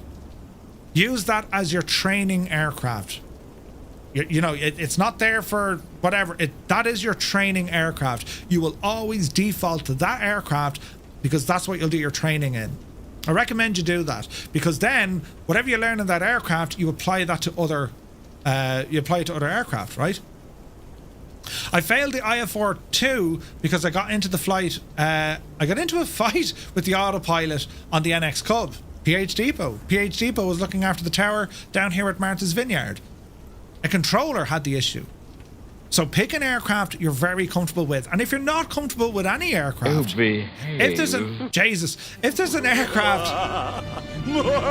an aircraft you like or you want to start learning in, well, let me know. Chances are I have it. I'd be more than happy to teach you what I know. I'm relatively comfortable on the TBM. I've spent a lot of time in this aircraft. I'm not in any way an expert, far from it, but I know enough to get me out of trouble if I get into trouble. You know what I mean? Lieutenant Bob, thank you very much indeed for the bits. Patrick Doyle, thank you for the bits. You're very kind, lads. Thank you very, very much indeed. So I hope tonight was helpful. Gives you an idea, right? And if you've any questions or queries, well, let us know over on our Discord page. That's where we hang out when we're not on the live streams. ! Discord. And we have an entire section here to all the ATC stuff that we're doing, right? So that's where we're at. I mean, the weather was just nuts today, but brilliant. So a massive shout out to the Boston Virtual ARTCC crew. Just incredible bunch of folks. And you know by them, they're doing it so well. That's telling you how passionate they are about this. It's great to see. And this is all provided for free, lads. It's all a free service. It's flight simmers helping flight simmers, man. It's absolutely beautiful. You gotta love it. Anything fun for the news this week? What are we doing on the news this week? Yeah, I've bits and bobs there, yeah. What about you on the gadget?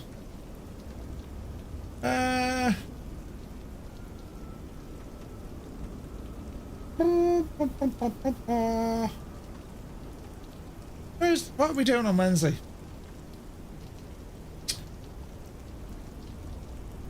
We'll dive into the Spartan a bit more, the C-130 a bit more. We're also looking at an updated sceneries Volver from Wombi, and there'll be other stuff there as well. There's a couple of new planes out. Yeah, there's a few there. 100%. Right, lads, listen, thank you all so very, very much indeed for tuning in this evening. We're back to you tomorrow for some trucking in... Where are we trucking tomorrow? Norway, brilliant. And then we'll have the news on Wednesday, and then we're flying out in Hawaii on Friday, which I'm looking forward to an awful lot. So thank you all so very, very much indeed. Huge shout out to the Boston Virtual ARTCC. Do be sure to check out their site, and there's a ton of tutorials out there, plus what we're doing here as well. The ground school document, that's made for you for free. Revise through that, you get a lot of tips on what to do, especially when it comes to what to say. That's the idea behind it, you know. Right, I'm away now, and sure look, we'll catch you tomorrow. Good luck to you.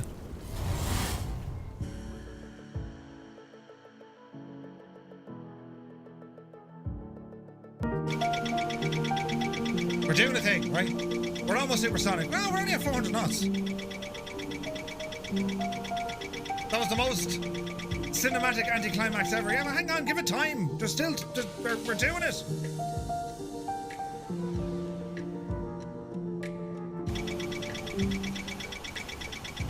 You're gonna miss the ground, you big ape. Hang on. Bank angle. Just put it in the ground, Murph. Stop showing off. Because it does have crash physics. Watch.